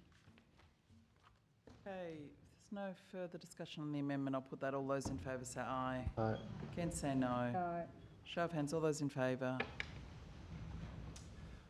Alderman Zuko, Councillor Dutta, Councillor Kelly, Alderman Bloomfield, Councillor Coates, Councillor Selt and Councillor Sherlock and the Lord Mayor. And against? Councillor Lohberger and the Deputy Lord Mayor. Now we'll go back to the motion as amended. Any further discussion on that? There being none, I'll put that. All those in favour say aye. Against say no. Carried unanimously. Item 14 is the mid-year, 2023-24 capital projects mid-year report. Moved by Deputy Lord Mayor, seconded by Councillor Sherlock. Discussion. Lord Mayor, I am aware of the fact that there are a number of questions and their answers have been provided. In order for us to debate this more thoroughly, I would recommend a deferral to the workshop, if that can be considered by the members. So you'd need a seconder for your deferral motion, Councillor Lohberger. So that's a procedural motion, so I will put that immediately. All those in favour say aye. Aye. Against say no. Carried unanimously. Okay, so that's been deferred. A submission on the discussion paper, item 15, sorry, is a submission on discussion paper developing a new threatened species strategy for Tasmania, moved by Deputy Lord Mayor, seconded by Councillor Lohberger. Would anyone like to speak to this? Yeah, Lord Mayor, I would. I really commend this report from council staff. I think that it's very thorough, and our threatened species are so important for us to be caring for, and that involves ecosystem restoration. It involves making sure that we do work with partner organisations, and we have the impacts of fire, climate change, bushfire and storm and flood damage. So all of those things need to be considered and have been considered as part of this. So I think it really strengthens the state government's proposal, and it's that advice and information and body of knowledge that these council staff have, who are experts in their areas, that I find will only strengthen this the information that goes back to the government.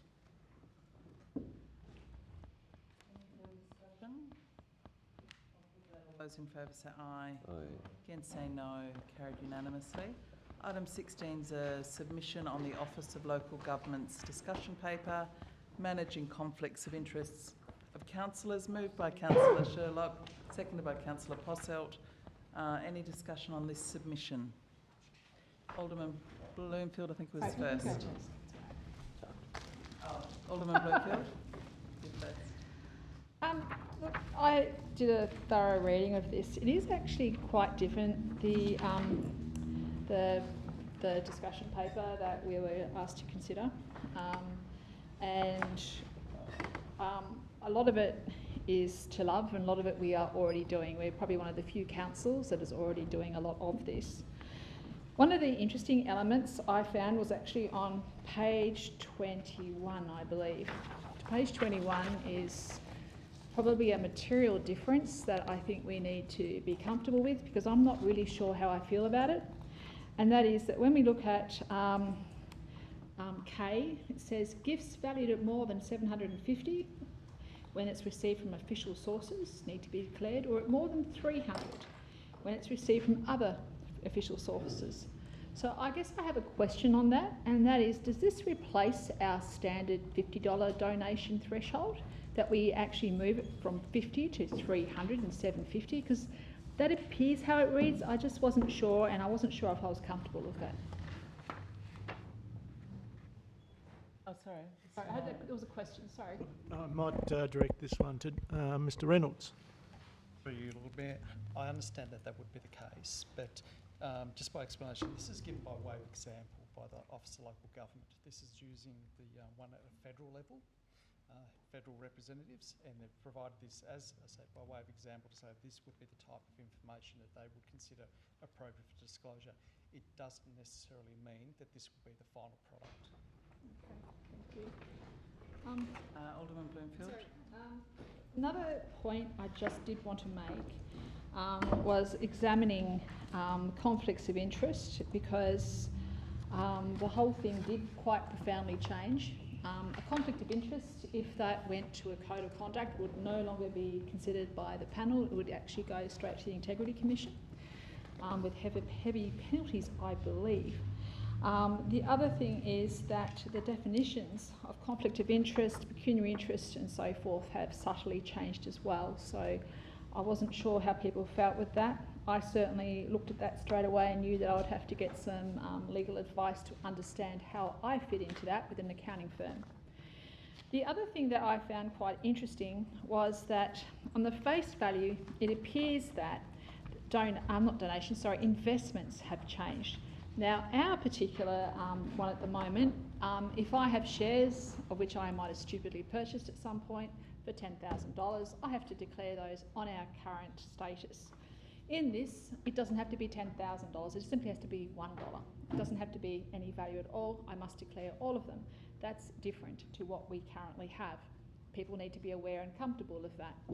What is interesting is that there's still no look-through provision in this, which means that if I decide to move all of my personal shares into a family trust, there's no look-through provision that says, hey, you've got a family trust and you've got all those investments in it, which obviously have a pecuniary interest or impact on you. You don't need to declare those. So we still have some gaps here, whether or not people are comfortable or not. I simply wanted to point those things out that I found. I am not sure if others have found other things, but they were quite pertinent, I felt, to bring to the table. Further discussion? Alderman Zuko. The component of this report I really like, Lord Mayor, is 2.6. Councillors with a perceived or potential conflict may exercise judgment as to whether to participate. So let's remember that, because perceived conflict of interest has always been an argument, right? So hopefully from now on I'm not going to be judged on a perceived conflict of interest, or we don't judge others on a perceived conflict of interest.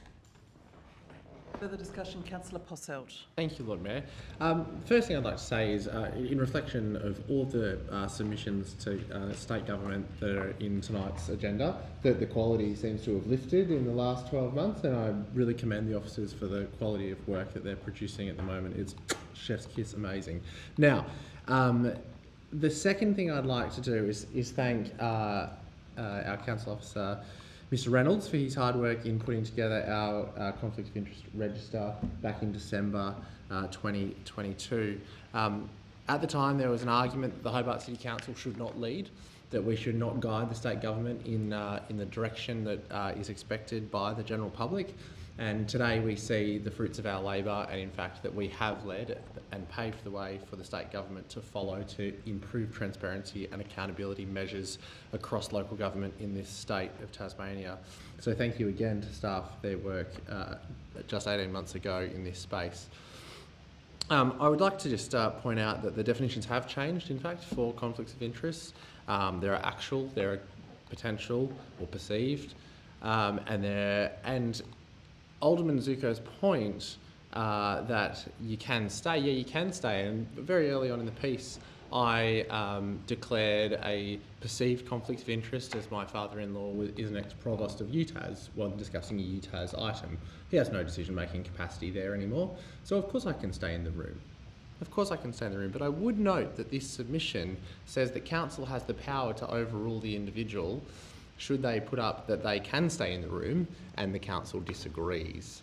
Now, the great thing here is, in transparency, all we're doing is saying, hey, I've had a relationship with this sporting organisation or a tram enthusiast body or something like that, and we're going to be voting on it tonight. So when you judge me for my vote, know that I've had a previous involvement or an active involvement in that organisation, because that may cloud my judgment.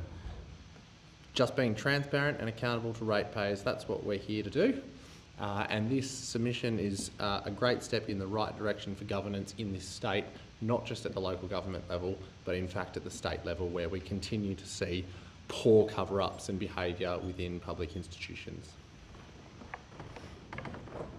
Councillor Sherlock. Yeah, thank you very much, Lord Mayor. I'm just going to be really quick and say well done to the staff. Thank you. It's a great submission. Thank you. Councillor Dutta. Just a question through you, Lord Mayor. With regards to the definitions, close associate on page 173, attachment A, there is no mention of a close friend. And sometimes, you tend to not have the family members who influence you, but very close friends. So I'm just wondering if the staff would consider adding that in, or can I have some comment with regards to that? Thank you. Mr Reynolds. Thank you. Through you, Lord Mayor. Certainly, as it's indicated in the discussion paper, the local government office is open to refining the definitions. So we may, if the councillors of a mind, suggest to them that they should consider a friendship association as well under the closed association. Just as observation, that may be a difficult line to draw as distinct from a family member, which is obviously clearer, but we can certainly put that in our submission if that's something you would like them to consider. So can I suggest Councillor that? Dutta? If I would be interested to submit that and see what decision the state then takes. But at least it's a place of argument that we can put forward. So we might just add that as an amendment so that the submission include the comments reflected by Councillor Dutta. Was there a seconder for that amendment? Councillor Lohberger. All those in favour of that say aye. Against say no. Carried unanimously. Councillor Posselt. Can I make a suggestion for Alderman Bloomfield, who raised look-through provisions in particular, that the same treatment be given to that, that it be included as feedback for officers for look-through provisions, if Alderman Bloomfield is happy with that suggestion? Do you want me to explain it again? Yes, please. Yes, okay. Look-through provision is a tax term where we define the ultimate ownership of an asset. So if I own shares and I own a trust and I move those shares into the trust which I also own, the ownership has not changed. So basically the look-through provision by the tax office is if you are going to do different things like have income, for instance, they often use it for income identification. If you own something and the ownership has not changed, then we're going to treat it the same. So it's effectively saying that if you own a company that owns shares, if you own a trust that owns shares, then those shares would be deemed to be reportable, like as if you owned them yourself. So you're proposing that this is be considered. I won't say that it's going to be pleasant for many people, but something we ask the state government to consider. Yes. I need a seconder for that amendment.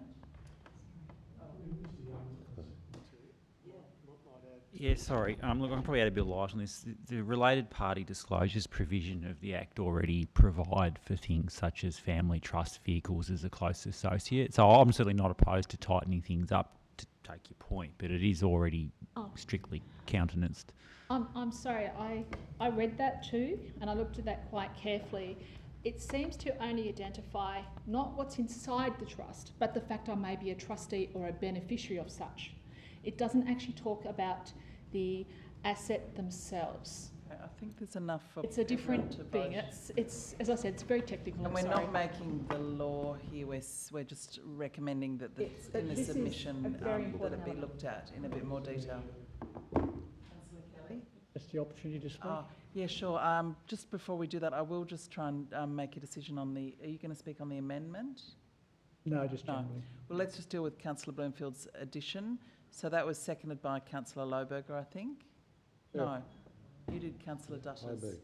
So I need another Councillor Posselt.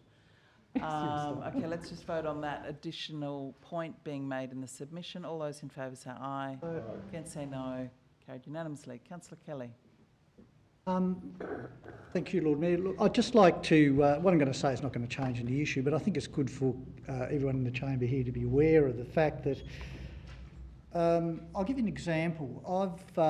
Because I've worked hard and long, I've bought property in North Hobart and in town, and I was actually told, I went on radio and talked about the stadium some months ago, the proposed stadium, And I was cautioned that I'm going to have to, declare a conflict of interest and all that. And I said, why is that? And they said, well, you've got a hotel that may benefit from the pub. And I said, really? They said, yeah. And I said, well, how you're going to get Mr. Dutton, Councillor Dutton to do that? And they said, what are you talking about? I said, well, he's got a business in South Hobart that could do well from additional people coming to Hobart. And they said, well, don't be stupid. And I said, well, okay, well, just give me some clear definition as to the boundaries here. I've also been told that any work that I want done near the pub, for instance, I'll have to declare interest and not be able to be engaging in the debate, the voting, and all the work around that.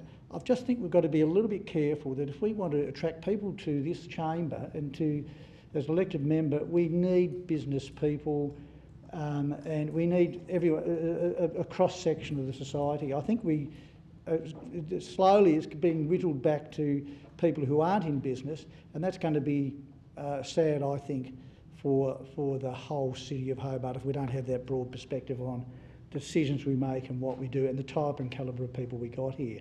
I'm not saying all people are good in business, but likewise that's across the spectrum. But I just think it's easy to do that and you know, pull a noose in, because I'm sort of getting the feeling that no matter what I say and do in the city here, it could be perceived as a conflict of interest, and I've just got to be very, very careful.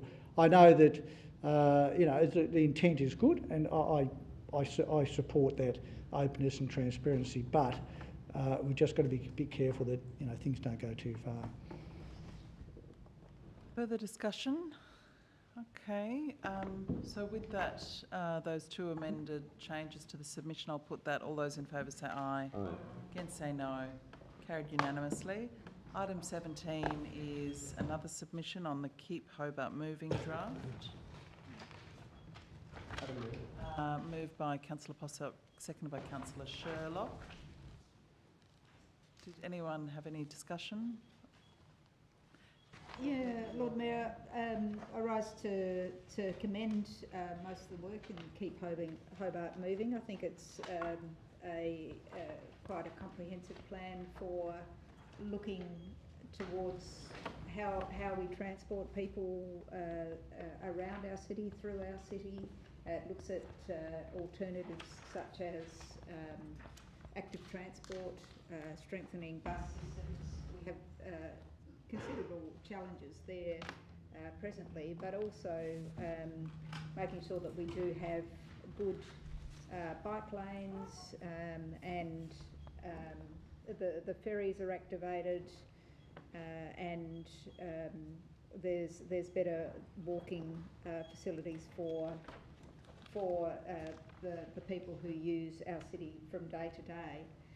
What it is silent on, Lord Mayor, is one part of the jigsaw puzzle which can really help our transport system, and it's an immediate fix. It's not millions of dollars that might be required for ferries and ferry terminals, which are also an important part of this mix, but it's actually an easy fix, and that's it is silent on motorbikes and registered motor scooters, so that's Vespas and so forth.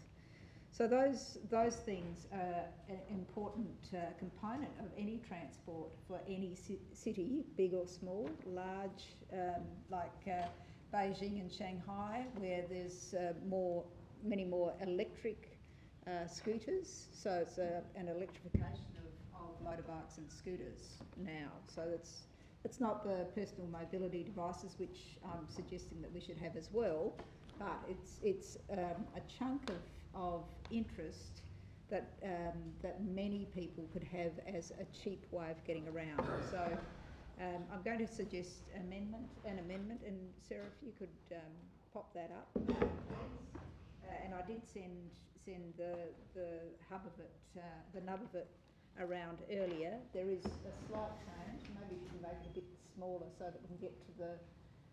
So that's the amendment as is, so that the Keep Hobart Moving transport strategy actually includes motorbikes and motorised scooters as well, registered motorised scooters. As part of that, I think that we as a council need to work in tandem with the state government. So it's looking at better parking facilities for what could be an influx of this cheap alternative.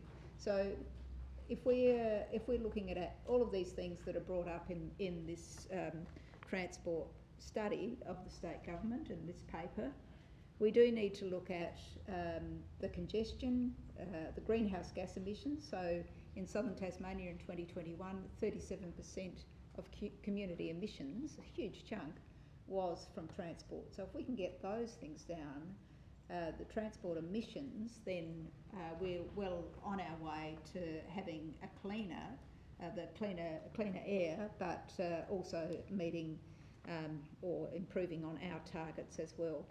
And the final part just looks at a request that the Mobility Portfolio Committee inspect motorbike parking with representative groups to ascertain how increased demand in motorbike and motor scooter parking may be addressed, and consider end-of-trip facilities, lockers with motorbike parking in multi-stories and at businesses, and electric motorcycle charging battery swap programs. And I thank Councillor Pasilk for some of those suggestions when I sent this around earlier.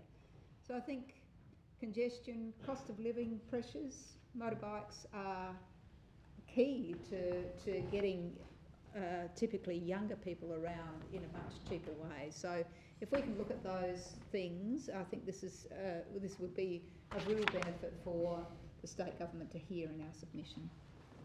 And I need a seconder for that amendment. Councillor Lohberger. Are you speaking to the amendment? Oh, no. Oh, yes, no, I am speaking to the amendment, Okay. Lord Mayor. Actually, it's very commendable of the Deputy to bring this forward. 27th of June 22, I moved a motion in this chamber, and it was actually, I think, seconded by Councillor Sherlock, if the minutes are correct. Just 1 second. Yeah, Zuko Sherlock. The motion was a lot of this about motorbikes and motorbike parking to be reinstated along the Elizabeth Street area and provide incentives for motorbike users. And it's been sitting on the agenda since that time with no report. I actually contacted the former CEO and promised that it was going to come forward. And I was looking at just about a lot of what is being proposed there by the Deputy. The reason why I'm flagging this is because I actually raised it with the former CEO a number of times, and then I noticed a number of other motions that came forward by other elected members kept on getting dealt with. This one here sat in abeyance. I would like that motion that I put forward back in 2022 for actions in regards to motorbike use, especially electric motorbikes. In my submission at the time, I also talked about having free electric charger available for those that had electric motorbikes.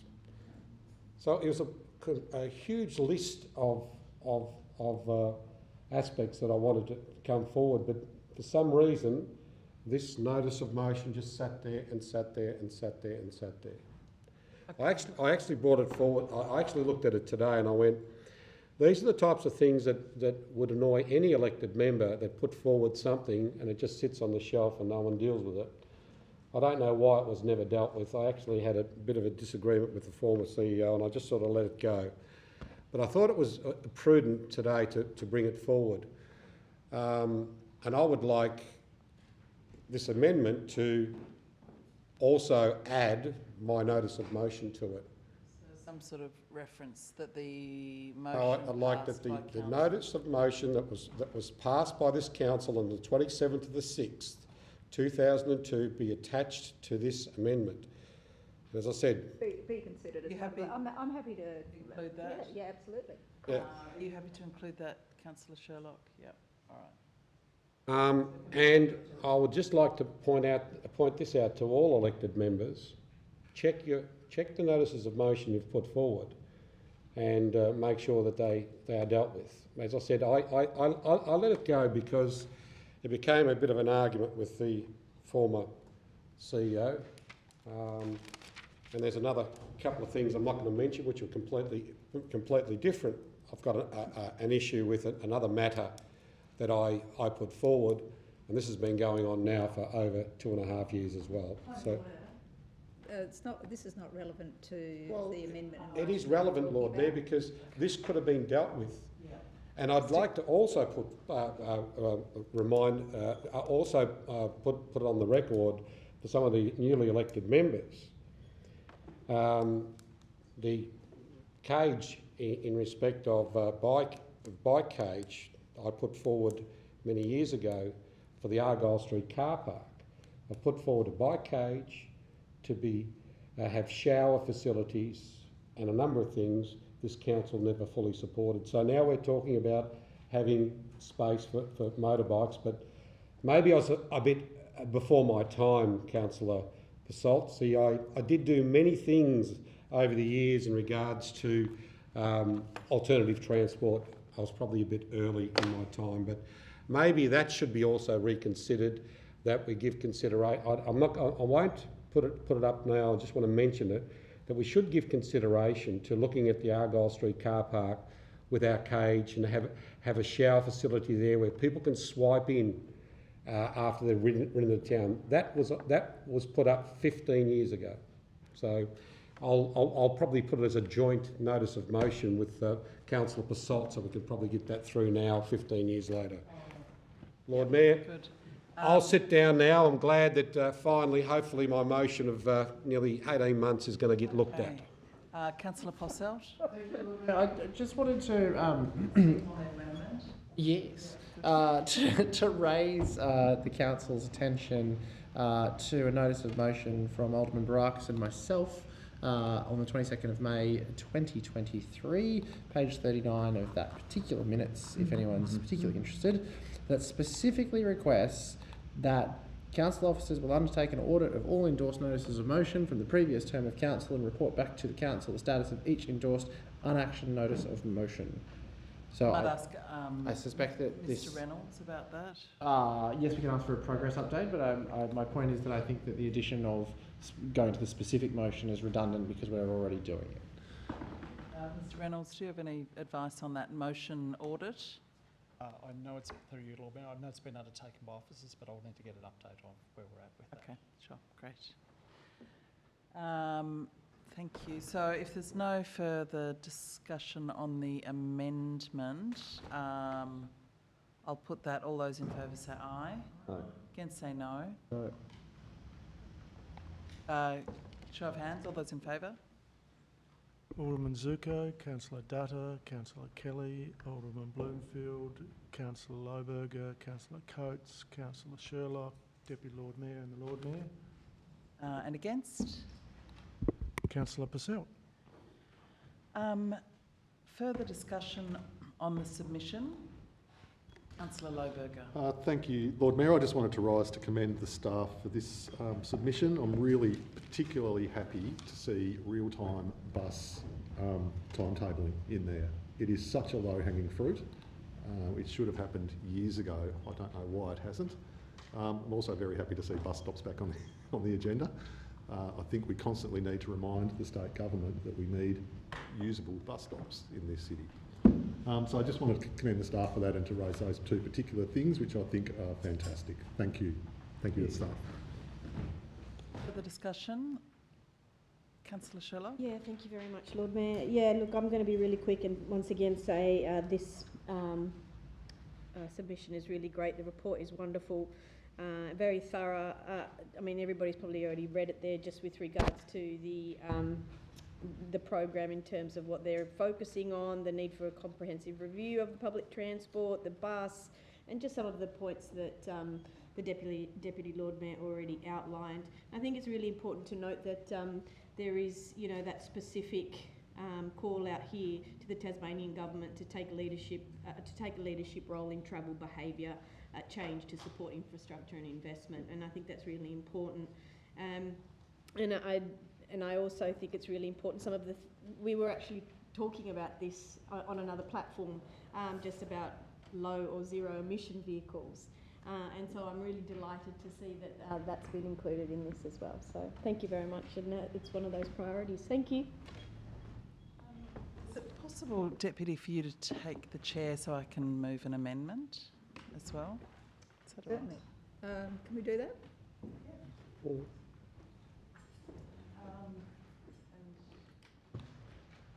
I'm sorry, I haven't sent this around, and so I'm not sure if someone's willing to be a seconder. So basically, the submission is a little bit silent on the issue of light rail and the Northern Suburbs Rail Corridor, and I understand the state government. Sorry, I have to stand up, don't I? I understand the state government has to, you know, has chosen at this stage to do rapid transit buses on this corridor, but I just think, and I'm not suggesting that we oppose that, but I think it's really important for Council to continue to remind the state government of the evidence that they themselves have produced. And this is, for those of you who came along to the briefing from the Northern Suburbs Rail Action Group, this is from their work, and they, you know, did a very compelling presentation for us recently. And one of the really compelling things is that the most recent state government work on this issue, looking at the estimated change in both dwellings and employment in the study corridor by either light rail or rapid buses, found that light rail will produce, through the uplift and the real estate uplift and the generation of urban renewal that we know light rail generates around the world, light rail will increase dwellings by 4,657, whereas bus rapid transit would increase dwellings by only just over 1,000. And light rail would increase jobs by 1,000, whereas bus rapid transit would be jobs of 223. So I just wanted to include, as a comment in the submission would be, Council notes, this will be the amendment, add, that Council notes the most recent major study into the corridor undertaken for the state government by PwC in 2020 found that light rail will create 4,657 extra dwellings in the corridor versus only 1,043 dwellings for 2037. So from the perspective of the urban renewal opportunity for the city, light rail will see greater benefits. And I just think it's useful for us to have that on the record. Is there anybody who'd like to second that motion or the amendment? Can anybody second it? We had a few people that... Who moved it? Sorry? Who moved the original motion? The original motion was... amendment. It was Purcell and Sherlock moved the original amendment. Can we have somebody else? Councillor Lohberger, I think you might have seconded my amendment. Correct. So, Councillor Dutta. Are you happy to? So that's the, and I'll provide the wording to the staff on that. So is everybody clear on that, that proposed amendment? And is there any discussion? Councillor Posselt. Thank you, Deputy Lord Mayor. Just a comment more than anything, that I don't think that the specific wording matters. I think the message needs to be conveyed that light rail is associated with more urban renewal, more densification in the transport corridor, and I'd like to empower the officers to even go beyond what you've said to tell that narrative better and refer to the report that you've made. I think you make a very valid point that rail and light rail does increase the densification and urban renewal within specific transport corridors within a few hundred metres either side of the whole length of the corridor, and that is consistent with a whole bunch of what we're doing in this city and state to manage population growth, to manage the cost of living, to manage congestion within our city. So I do think that it's a very valuable contribution, and my suggestion that we empower the officers to make that commentary as they see fit would be the way I would go about it. Further discussion? I'll put that amendment. Those in favour, say aye. Those against? No? So is that unanimous, I think? Thank you.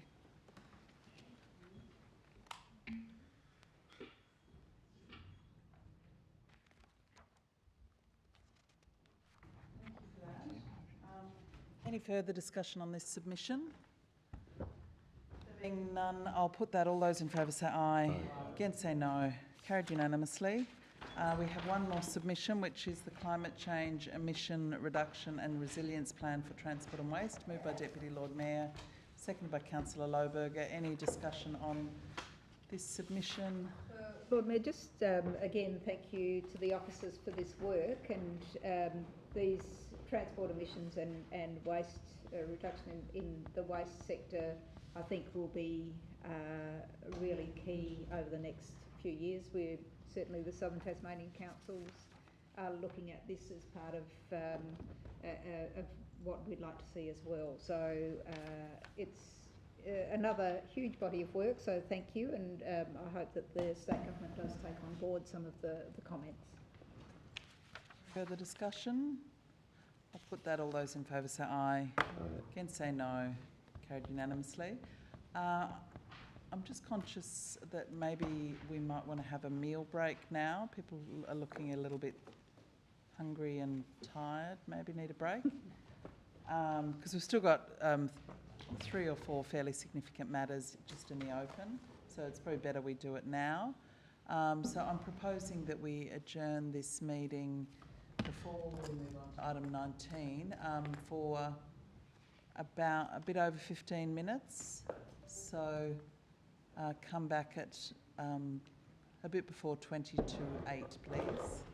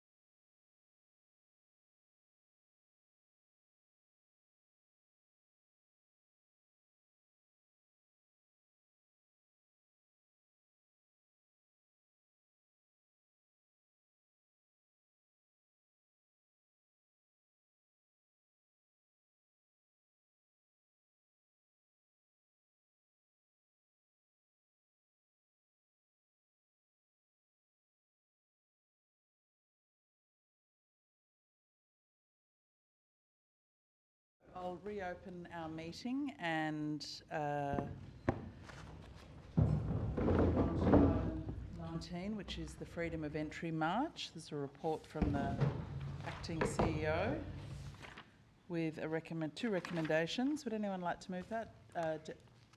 Councillor Posselt, seconded by Alderman Bloomfield. Any discussion? No discussion. I'll put that. All those in favour say aye. Aye. Against say no. Carried unanimously. This is item 20, so Deputy Lord Mayor declared an interest.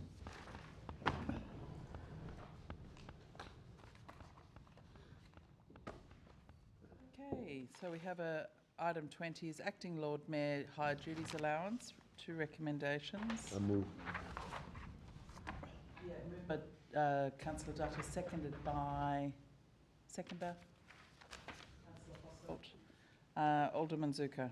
Yeah, Lord Mayor, I cannot support this, and I'll explain the reasons why. When the review of aldermanic allowances happened many years ago, I was part of the submission for the Hobart City Council at the time to completely review the aldermanic allowances and the roles and responsibilities of the elected members, the Deputy Lord Mayor and the Lord Mayor. And it was quite a detailed submission at the time that we put forward, and I was also part of the delegation on behalf of the council to the board of submission. And at the time, elected members were actually paid very poorly. Things have changed. We're still, I think, paid very poorly, but anyway, that's another matter. But I recall at the time, in regards to what the roles were for the deputy and what the roles were for the Lord Mayor, and I recall the time that it was defined that the deputy's role is to deputise for the Lord Mayor, and that's why the remuneration was set at the rate it was set at that particular point in time.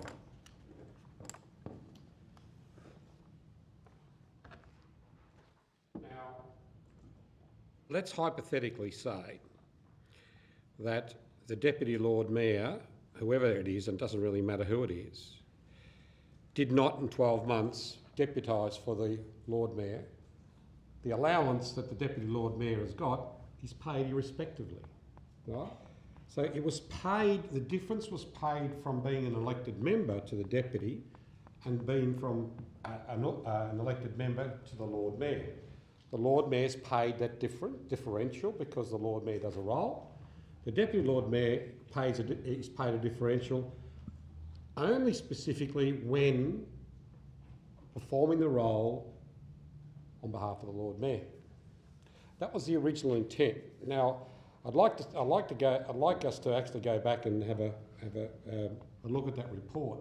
It was fairly detailed at the time it came back. Because, as I just pointed out, if the Deputy Lord Mayor, whoever it is, doesn't act on behalf of the Lord Mayor, the Deputy gets paid, irrespectively, technically, for having to do nothing. Now, I also want to bring a point whereby back in the Valentine era, because people say, oh well, the Deputy has to deputise for the Lord Mayor, which is true, but we actually worked on a plan with former Lord Mayor Rob Valentine on what was called then the Lord Mayor's Protocol. The Lord Mayor's Protocol was put in place so it was fair and equitable right across the spectrum for all elected members to make representation on behalf of the Lord Mayor. So it wasn't necessarily the case that it went straight to the Deputy, but the Deputy would be asked. But then it would be on a rotating basis where each and every elected member, right, had an opportunity to represent the Lord Mayor without question, which was managed by the administration rather than whoever was the Lord Mayor at the time, right? So what that did, it gave all elected members an opportunity to represent the Lord Mayor. I'm not saying that it doesn't happen now, but I've got to say, in recent years, myself personally, it's been very, very selective, and I find that uncomfortable. I would like to actually, before we make this decision, is go back and revisit the original submission, go back and revisit the report, which clarified the duties and the roles and responsibilities of the deputy insofar as why there was a difference between your aldermanic allowance and deputy and your aldermanic allowance and the Lord Mayor's allowance. I think we as elected members should not be in any way associated with determining whether or not we give any elected member a bonus. The same thing could happen with the Lord Mayor. The Lord Mayor may say, look, the role, the amount of work I'm doing in this year is far greater than I did 10 years ago or whatever have you, so the council should pay me more. Our remuneration should not be judged by elected members. It was always put out and judged by an independent external body. Now, if we want to go down this track, that's fine, but I would like it to go to the independent panel, not only to look at the acting Lord Mayor's or the Lord Mayor's role, but the Lord Mayor, the acting Lord Mayor, or the Deputy Lord Mayor, and elected members. Maybe we're all not getting paid enough. But I don't think we as elected members should be making any decisions on any fellow elected member, whether it's the Lord Mayor, Deputy or otherwise. Councillor Posselt. Thank you, Lord Mayor.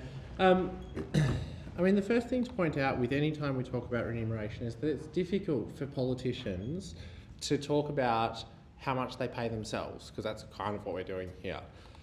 The problem is that, and we see it in state parliament as well, is that the continual objection to having the courage to raise wages to match, the workload, to match modern remuneration for amount of hours put in for a job, is that we see this sliding of the remuneration of the stipend that we get paid here on council as compared to wages. If I calculate out my wage now, it comes out pretty close to minimum wage for the hours that I spend doing this job. Now, the relevance to the deputy here is that none of us in this role are being paid enough, in my view. I don't think that we're being paid enough, and when an independent body, as Alderman Zuko has raised, assesses us, it's problematic because some people don't show up to workshops, some people don't show up to planning, some people don't have a portfolio. And all of those choices mean that their hourly rate is significantly higher because they're not doing anything.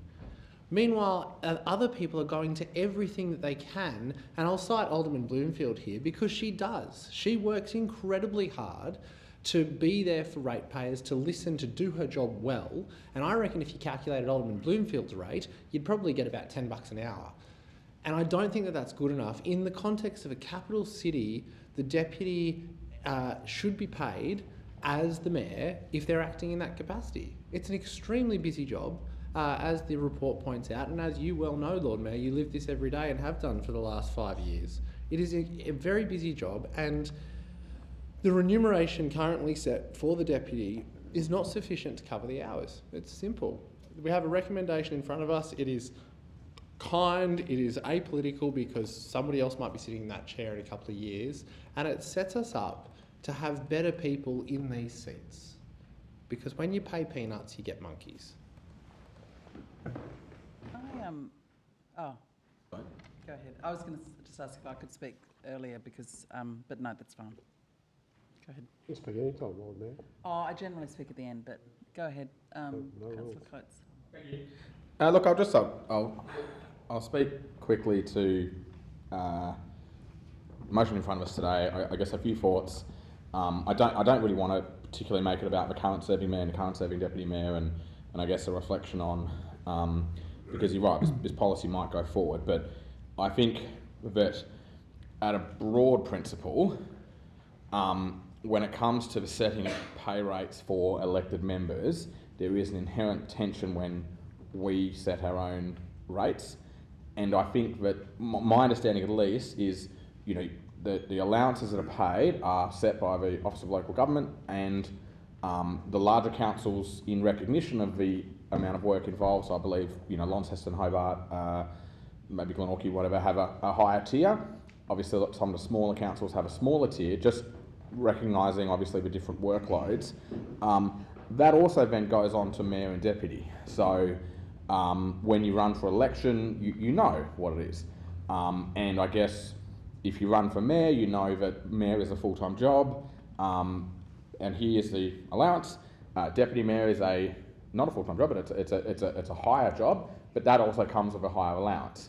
And you know, yes, there will be times naturally where the deputy mayor has to take on that role, but I think that is what that higher allowance for the deputy is sort of made for. So I think at a broad principle, I'm not comfortable with voting for motions such as this, because I think if you do want to have a review of those pay rates and scales and changes, I think the appropriate avenue to do it is of the Office of Local Government and have it apply statewide for all councils, keeping in mind they have the capacity to differentiate between small, large, complex, not so complex ones.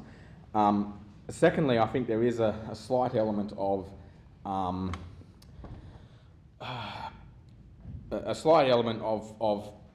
there is already a higher allowance built in with the deputy position, and so you know I think that is something that, you know, when you tick that box when you're running for election and you say I'm running for deputy mayor, and the knowledge that this will be the role, and that this is what I'll receive extra. So that's sort of the one sort of principle which makes me nervous with this motion in front of us.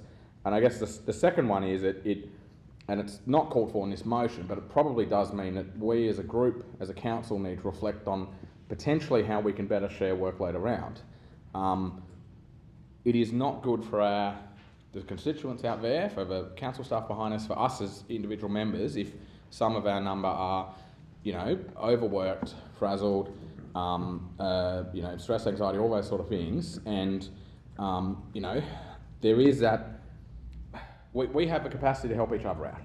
You know, if you can't attend an event or you know, you've had 100 events that week or something, you know, pick up the phone, call someone else. I think maybe it's reflective of how we can all sort of work to help one another. You know, a burden shared is a burden halved sort of thing. So, look, I'm not comfortable with this motion, because I think when it comes to setting of pay rates, it needs to be done at the state level, independent, not by us. I also think that the deputy mayor position does come with an extra stipend reflective of the fact that there is times where they have to be the mayor, acting mayor. And I guess thirdly, I think perhaps this can just make us reflect on how we can better support each other in these roles, because it can be very timing and demanding and stressful. So look, I find myself unable to support the motion in front of us, but maybe as part of a review of local government, we can put a submissions of council in to look at this space. Thanks. Could I speak actually, because I really do feel that I need to talk about this early on in the piece before people sort of go off on tangents, because I did work with the CEO on this report, and I did write to the Director of Local Government about it, just to pick up on a couple of the sort of errors of logic or some of the claims being made here. This report is not about setting any rates. The rates are set by the state government. This is not about rates at all. This is about whether we, and it's also the basic principle that the deputy mayor can get extra allowance is in the Local Government Act. So the principle is already in the Local Government Act. It says that the Deputy Lord Mayor, if they're appointed for the role of more than 4 consecutive weeks, they're entitled to receive for that period the allowance payable to the Mayor. So the principle's in the Act. It's there. We're not creating new principles, it's there. We've written to the Director of Local Government, said, you know, it's a capital city, 8 days as acting Lord Mayor is an incredibly intense role. There's media, there's meetings, you know, it's all the time. And the Director of Local Government said, that's fine. So the principle's there already. The Director of Local Government says it's fine. The principle is that this is what the rest of the organisation has. So the acting CEO is being paid at the CEO's rate. The acting CEOs we've had have been paid. When people step up into a role, they get paid the extra amount. There's a sort of basic principle of fairness that I think, just because we're elected members to an allowance, it doesn't mean we shouldn't have those basic principles of fairness. This is more than 7 days, so this is an extended period. It's not just a day here and day there, which the Deputy Lord Mayor does sometimes have to do a day here and a day there. There are certain functions that I can only delegate to the Deputy Lord Mayor. If I go away for a week, I can't delegate the functions of the Lord Mayor and spread it around. I have to, the Act says I have to delegate it to the Deputy Lord Mayor. So, we've got a situation where we aren't setting the rates. We're basically making a small change to our policy to decrease the amount of time that's the principle that's already in the Act. The Director of Local Government says it's okay. This is what we do for our staff. This is a function that is really hard to just share around.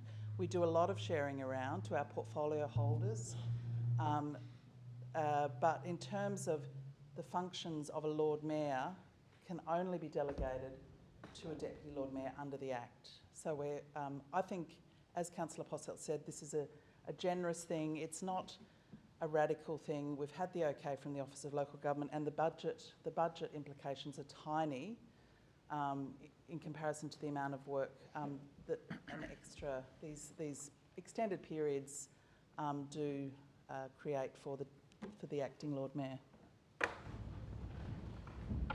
Councillor Sherlock. Yeah, thank you very much, Lord Mayor. Just a few things I suppose I wanted to say. I don't think I've ever worked in an organisation or for a company or an institution where if I've been promoted, I've not been paid at that level. It's absurd.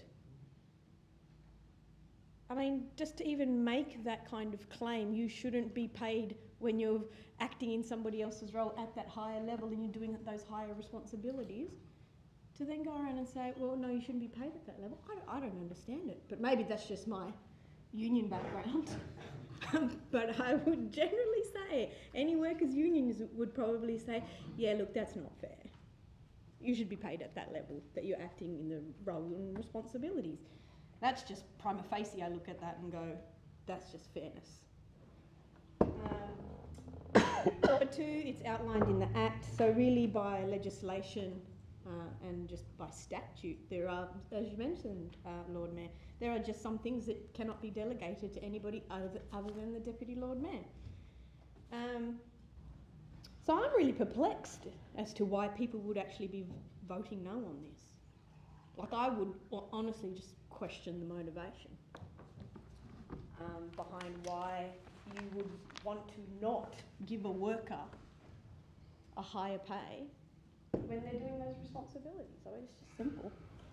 But that's just my opinion. Thank you very much. Further discussion? Lord Mayor. I totally agree. If someone does a job and they're doing a lot of extra work, they deserve to get paid. But, I mean, here we are, we had a 20-minute discussion about conflicts of interests and all that, and being seen to do the right thing, and even though it might be right, that's not the issue. It's bigger than that. It's what the public see us as elected members to be doing the right thing, and we're at arm's distance from all this, and therefore you get all this reporting and tell everyone how much you got in the bank and all these things like that. And that's as I said today, I don't totally agree with it all, but I accept the broad principle of it. How can we go forward and tell the public that we're going to set the rate? It's tinkering around the edges. It's the thin edge of the wedge stuff we're doing here. We've got to keep a total arm's length at this. And the minute we start making up amounts of setting rates within our own chamber for fellow elected members, we are in really dangerous territory, and we are going to be absolutely copper slacking over something like this. It's against the whole broad principle of what we were just talking about earlier with conflicts of interest and that type of thing. The second thing I'll say, if a comprehensive report's been done on this, let's have a look at it. I mean, that information's there. It'd be really good for us to be educated on that matter and have a look at it. So they're my 2 points. We, if the person deserves it, that's great, no problem, but we're in dangerous territory voting to give our fellow peers a pay rise. Thank you. I just ask a question in response to that to the acting CEO. Did the Director of Local Government, who is responsible for regulating us, raise any concern that we would be in dangerous territory in his response to the query? Lord Mayor, no, he didn't. Councillor Dutta. Thank you, Lord Mayor. I want to begin by making an observation. The observation is this, that the previous speakers did mention that there is a differential with regards to wages we as elected members get and the Lord Mayor and the Deputy Lord Mayor. So there is that differential, and I think it's a valid point they're making. Because if they take this additional responsibility or duties, they are compensated for, and it's already in the Act. The points I want to make are these. Firstly, it is my understanding and it is my knowledge that before I nominated myself to become an elected member, I knew what we were going to be paid. Having that knowledge, you take that on. You can't then afterwards complain to say, oh, I'm being paid peanuts, and therefore you're going to get monkeys. I don't believe in that. I believe that we knew, and a lot of us come into it because it's a community service that's added to it. And I know of a particular councillor who's sitting with us here. When he served the community, there was no wages.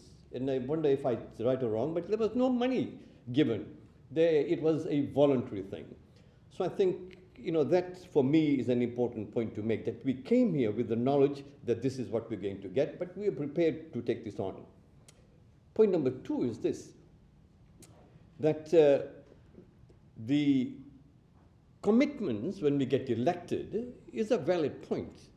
Some of us, and a name was mentioned about a particular elected member, that she attends so many things. And we all know we do attend as many as we can, and there are those who choose not to. That's a choice. But what the Act is very clear, that we are only compulsorily, for us as it were, to attend council meetings and not the other meetings. And therefore, if we choose to do that, it's the right of an elected member. And if you calculate that, then I think one would get $3,000 per sitting. I mean, that's what it is. It's pretty good.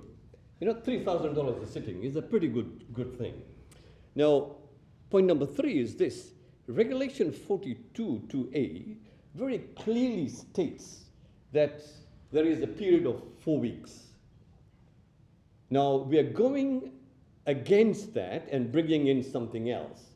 And therefore, we went to the Director of Local Government, and the Director has very clearly given the advice that it's okay, and there's nothing wrong with it. And hence, that's the recommendation. So for me, this is a claim for higher duties, and I think there is an argument for this, and I would support this, because if it wasn't recommended, if we were violating the rule, then I would not vote for this. We have checked that, it's quite in order.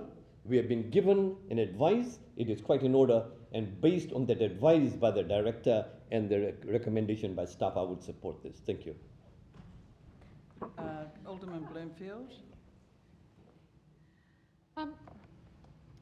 It's an interesting issue, all of this. But I do have a question first, and that is there any role other than representing the Lord Mayor when required that is unique to the Deputy Lord Mayor?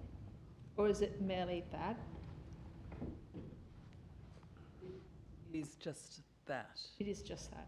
However, the reality is, I think that people do.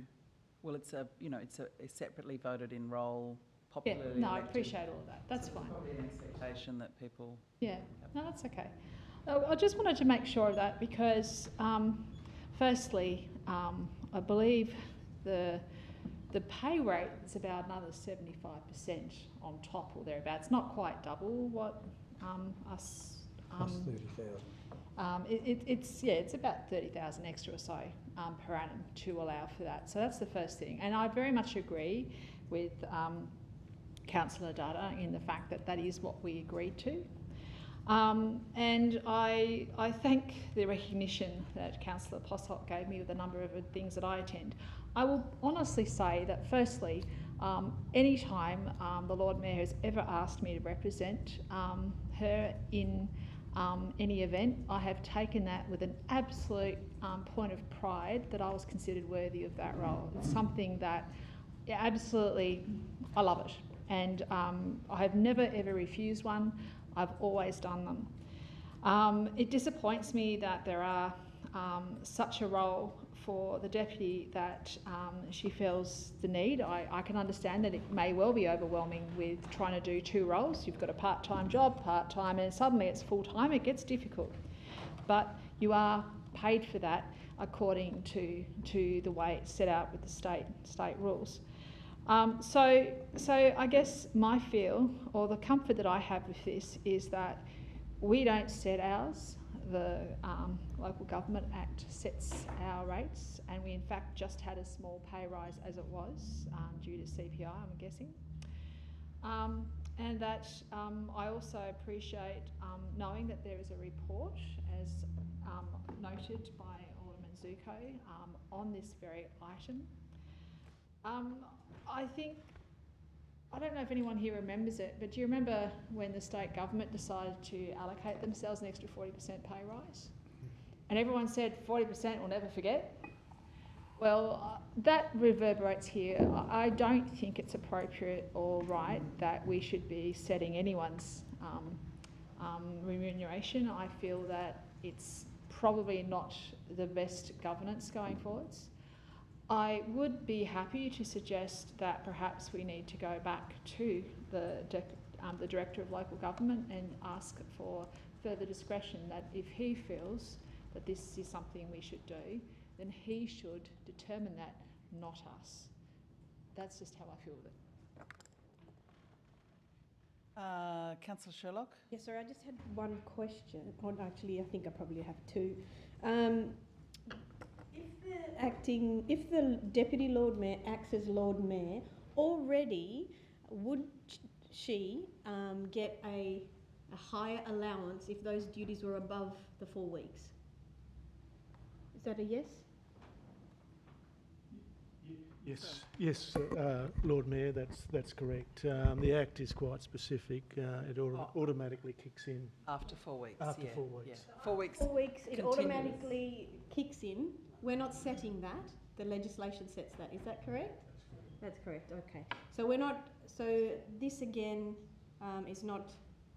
Can't really be likened to a pay rise because it's just a higher duties allowance for a shorter period of time than 4 weeks. Is that correct? Is that a question or?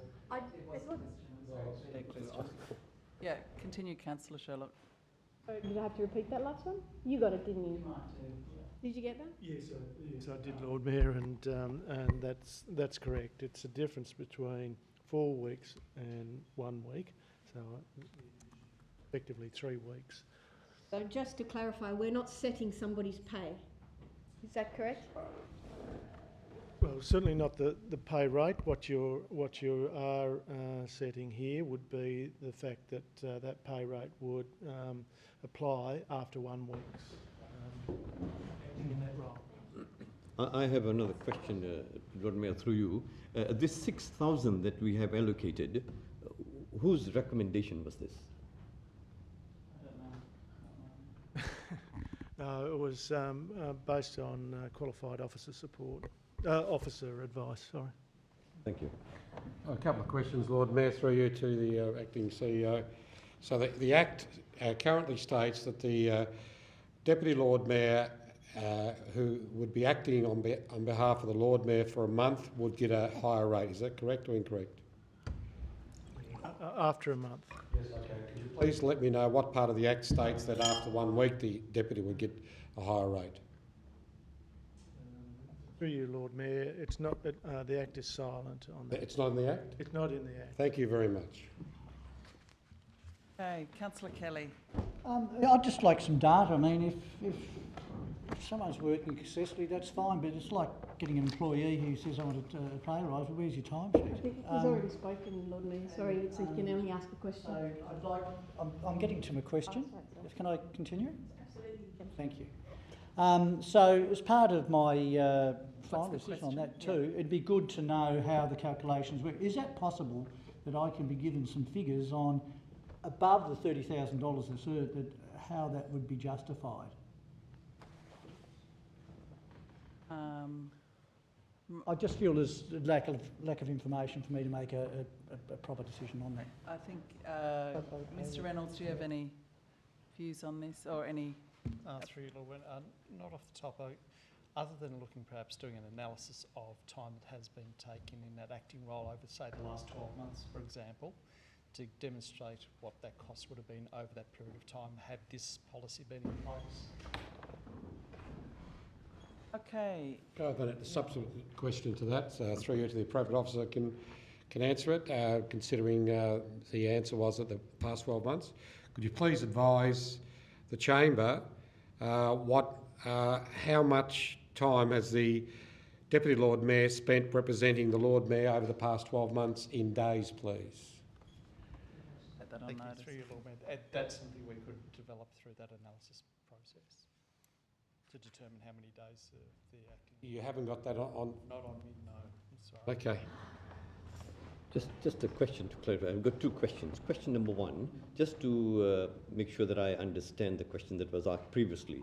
According to the Act, the allowance is paid to the deputy only if the deputy acts for a month.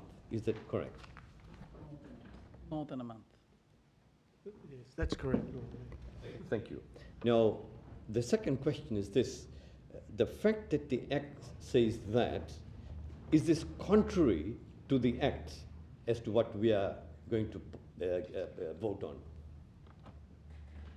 According to the Director of Local Government. And the final question then, so this advice is given to us by the Director of Local Government, who would have sought legal advice, and it's been recommended by staff. Is that correct? No, it's that one. That's correct, Lord Mayor. Through you, Lord Mayor, to the Acting CEO, have you got a copy of that correspondence from the Director of Local Government? Already. Sorry? It's been marked already. It's all right. I'm asking the CEO, not you. Yeah. So it's in the papers provided. Okay, is there any further discussion on this? Any? Just, Councillor Posselt, you have spoken. yeah, I know. It's a question relating to the proposal that we have some sort of audit conducted. Yeah, about how the hours worked as proposed by Councillor Kelly. Has that been adopted? And if that is adopted, I would like to hear some financial estimates and have it moved as a motion, because I think that the workload means that should be the case. My understanding, because I've been on council for close to a decade, and it was before that period, so it would be a very old document now. Sorry, Councillor Kelly was asking for an analysis for how many, the amount of hours worked. After 7 days, yeah. But So if I may interpret it, yes, no, it wasn't a proposed motion as far as I'm aware. It was a question on notice, and we would take that on notice and provide a response following this meeting. But I will ask the question, the document that, the wages review and everything that Alderman Zuko was referring to, that was, does anyone know the date of that? But my understanding is it'll be before 2014. No, we don't know. No. Quite some time ago. Would we be able to move to defer this so that we can actually get this started? I just feel we're missing too much to make a good decision tonight. It's up to you, Alderman Bloomfield. I would like to move to defer, please. So it's a procedural motion. Would someone like to second that? Councillor Kelly, all those in favour say aye. Against say no. Show of hands, all those in favour. Alderman Zuko, Councillor Kelly, Alderman Bloomfield, Councillor Lohberger, Councillor Coates. And against? Councillor Dutta, Councillor Purcell, Councillor Sherlock and the Lord Mayor. That's carried. So if... The motion to defer is carried. the motion to defer is carried. Yeah. Motion to defer it is carried. I'll call in the Deputy Lord Mayor to come back and we'll start on item 21, council meeting date. We just voted to defer. Oh. And then we've got up 5-4. Oh, did my point to defer?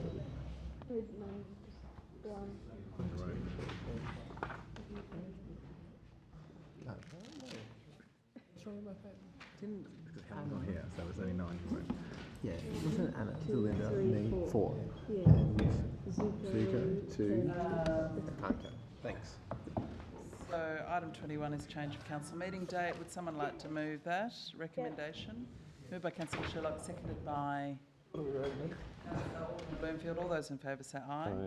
Against say no. Carried unanimously. Item 22 is AGM motions. Someone like to move that? Deputy Lord Mayor, seconded by Councillor Sherlock. All those in favour say aye. Against say no.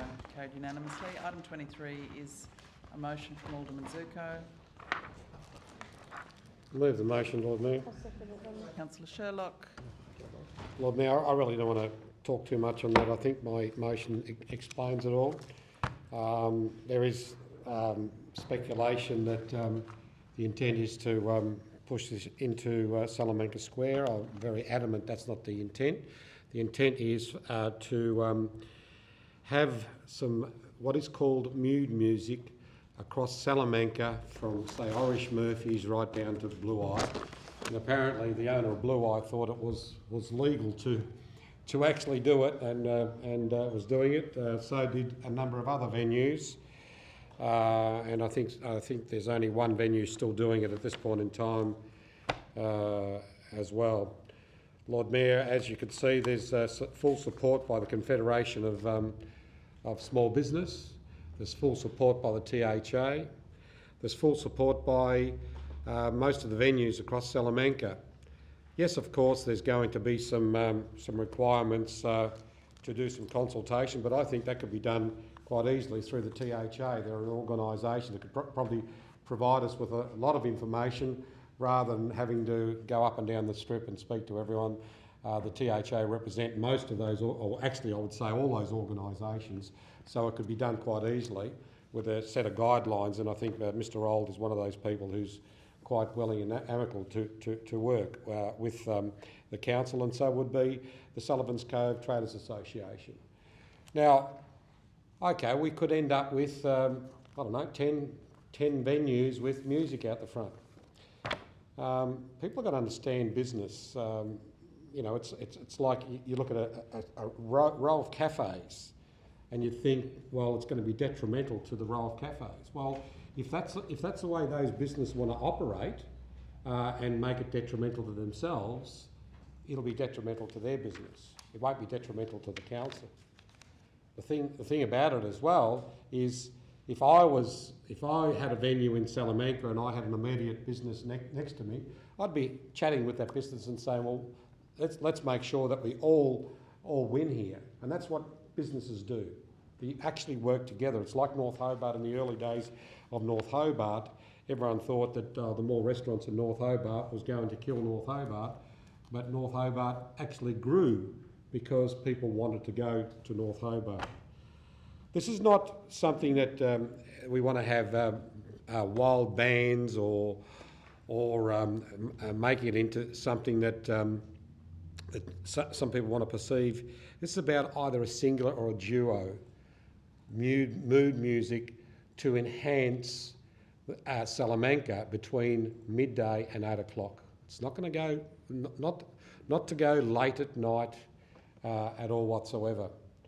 I've actually, sadly, Councillor Harvey's not here, but he spoke to me briefly in the councillor's room, the elected members' room the other day, and I showed him the videos of Hunya.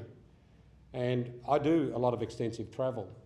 And as I have explained in the media, if you actually look at Hunya and you look at the city of Hunya, it's nearly, I'd say, close to 2 kilometres of Salamanca on steroids. And during the day, you walk around Hunya and you see the history of this beautiful port city.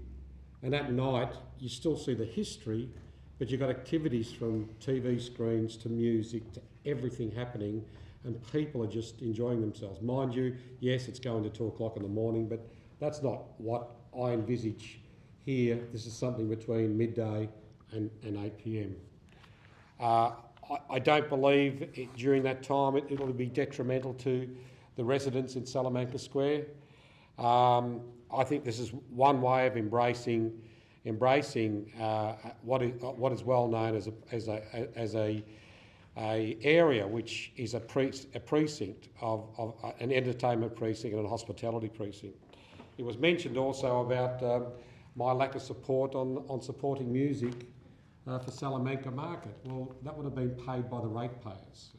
This is going to be paid by the business owners themselves to provide that entertainment. I'm not going to go on much longer. I believe that my motion and explanatory notes and the support that we have from a number of business groups, it's worthy of a trial period of 12 months.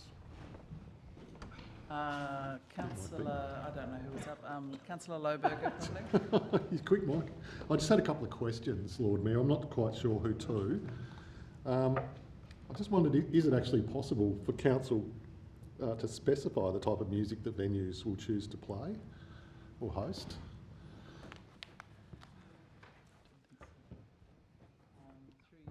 I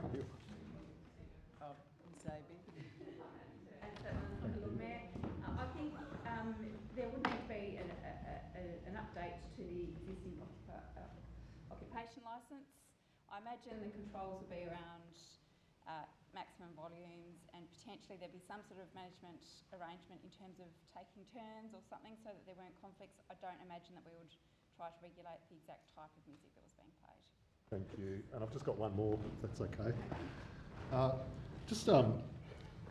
I can see the capacity or the potential for disputes to arise between venues, particularly about volume and style of music. Who's going to oversee those? In the report, but yeah, Ms Abbey. Lord Mayor, it is suggested in the report that there is a management regime agreed to after we've had the consultation. As I said, perhaps that's a matter of taking turns, or I imagine that we would also have the ability to step in and direct a venue operator to adjust the volume, for example, if things weren't working out very well. So I think a lot of those details would be sorted out once we have those negotiations. Thank you, Chair. Councillor Dutta. I mean, I want to thank Councillor Zuko for bringing this, Alderman, sorry, but I have a few questions to begin with. Question number one, which is related to point 1 of the motion. And the question is, how many businesses have existing outdoor occupation license dining areas, and which businesses with existing outdoor license is closest to the silo? My recollection is that there are 13 businesses who would fall within the relevant area along Salamanca. Yeah, and the one closest to the silo? I'm not sure. Den, probably? No. Lord Mayor, may I assist? I don't know. The den's the closest bar, but just so everybody knows, but there is Blue Eye, which is not a bar, which is a restaurant. I'm just saying there is a restaurant close to the silos, but as far as the bar goes with outdoor dining, it's the Den. But I'm sorry, sure it's a Den, yes. Sorry, I think Blue Eye would be private land rather than outdoor occupation licence, my understanding? No, sorry. I think so. I don't know the answer to that question. I wasn't anticipating that would be captured within this. It's the Den. Anyway, sorry, Councillor Dutta. Thank you. And the second question is in regards to the administrative response. where the suggestion has been mooted that maybe this could be trialed for a period of 6 months. And I want to know what is the rationale behind that suggestion. Through you, Lord Mayor, it's not so much a recommendation, just a suggestion. If the trial's going very badly and is involving a lot of officer time, then we might be able to come back to the council within that period and say it's not really working very well and we think we should stop. Having said that, the elected members may prefer to have 12 months and then you get the full season of the years and understand the full implications over the full year. Thank you. And my third question relates to point number 3 of the motion. And it's only a technical question. It's mentioned that the acting CEO be provide delegated authority. Considering the fact that from the 5th of February we have the new CEO coming in, what is the intention for the acting to carry this responsibility, or is there a clarification required, please? Yeah, probably clarification required. Well, Lord Mayor, I would only assume that the acting CEO's powers would be go to the CEO. I think the legal officer could answer that. No, I think that, yeah. Because we're only going to acting CEO at this point in time, you know. But once the new CEO comes into place, the powers would be going. Okay, happy? Okay, thank you. And again, the financial implication that was mentioned, administrative response, there is, altogether it appears there's going to be 5,000 for the initial, and then there's going to be about $500 per weekend or on that Sunday. Now, if that is correct or not, so it's about 5,500. Is that a correct reading? Through you, Lord Mayor, it is very difficult to predict the exact costs. In terms of the costs per Sunday, that would very much depend on how the trial was unfolding. If it was going well, we might only need a couple of Sundays for our officer to be on call. If it was going swimmingly well, we may not even need to have him on call. If it was going badly, we might need him every Sunday, kind of walking around trying to make sure everybody's doing the right thing. So I've really just tried to provide the elected members with some guidance that this will come at some cost. Thank you very much. Now, as I said, I would support this motion, but there is a question that is in my mind, and therefore I will suggest just very slight amendment to this. Because if we do not know the exact figure, but it's an estimation, if it is not too bad, or if it's too bad, it's going to cost us more. So if we have the trial period for 12 months, you have 4 Sundays in a month. For 12, and you're paying $500 per day, it will be about 24,000 with about 48 weeks. So we're looking at about $24,000. If it's for 6 months, it'll be about $12,000. That's only an estimate. And therefore, I would foreshadow an amendment. If it is accepted, then it's fine. If not, I would recommend that we have the trial period for 6 months, as was suggested by staff. And the other suggestion I want to make is that with the stakeholders, because we're constantly talking about consultation with the community members, I would suggest that maybe we consider adding there the Battery Point Community Association, because going through the silos and up that way, it comes into Battery Point as well. So those are my 2 suggestions to the move of the motion, if you would be happy to. I can clarify the stakeholders. I mean all stakeholders, and that includes any organisation that needs to be thinking. That's the way I refer to stakeholders. So if it's the Battery Point Association, the Sullivan's Cove, the Silos Association, they're all stakeholders. That's my interpretation of stakeholders. Yeah. Thank you. Can I just respond to that? The clarification I wanted, because once you say stakeholders, then it is the judgment of the staff as to who they approach and consider stakeholders. Once we specify them, and if the community members out there from Battery Point looks at it, they will be able to say, oh yes, we were identified and therefore it's a decision that we have made that they ought to be consulted. Thank you. Just to appease all, Councillor Dutta, I'll add the word and the Battery Point Progress Association. Association. Yeah, thank you. I'll add that words in. They have to ask the seconder if the seconder accepts. And the 6 months? Not at this point in time, Lord Mayor. That can be an amendment. Amendment. Alderman Bloomfield. I love this motion. I very much do. I went around the Salamanca market to try and establish anything I could to try and firm it up. And the only thing that the findings I have are a little bit different, in that there was also a strong appetite for Saturday afternoons after Salamanca, because they identified not only is it cheaper to operate Salamanca Saturday afternoons than it is Sundays because of penalty rates, but also they were hoping to nab the late market goers before they left to go home. They might just come around and enjoy the music and have a beer or whatever else and engage a little bit more. So they definitely were very interested in that, as well as the Sunday. And there was actually one place that was genuinely interested in not having a duo or whatever, of a guitar player or whatever. They actually were suggesting they would like some low volume DJ work. So there will be a little bit of a combination, which makes it interesting. And there were other people who said, oh, look, you know, because I basically kept it a little bit more open. I said, look, what's your dream?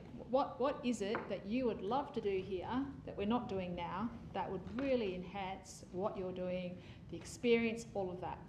And there were about 2 or 3 who actually specified they'd like to be able to have a barbecue outside. One wanted a suckling pig, one wanted to do a slow cook of all that beautiful smell and aroma that comes through the day to actually attract the people and keep them there, because we do like to be around things that smell good. So, so there was that as well. So ultimately, this is amazing. This is wonderful. This is everything we want. I would like to perhaps open it up a little, not be so prescriptive with the midday to 8 p.m. Sundays, and allow the report to perhaps indicate what that will be rather than the other. But I wanted to put that to the room. I just felt that the business owners had spoken and they were wholeheartedly for this, but there was a little bit more variation in their wishes. And I'd like to think we might be able to respect that a little in the report. We are only just doing a report at this point, so it's not that we're agreeing, but I would like to think that we could do that. Sorry, Alderman Bloomfield, we're not just doing a report now, where you'd be adding massively to a program that we're starting. So anyway, something to think.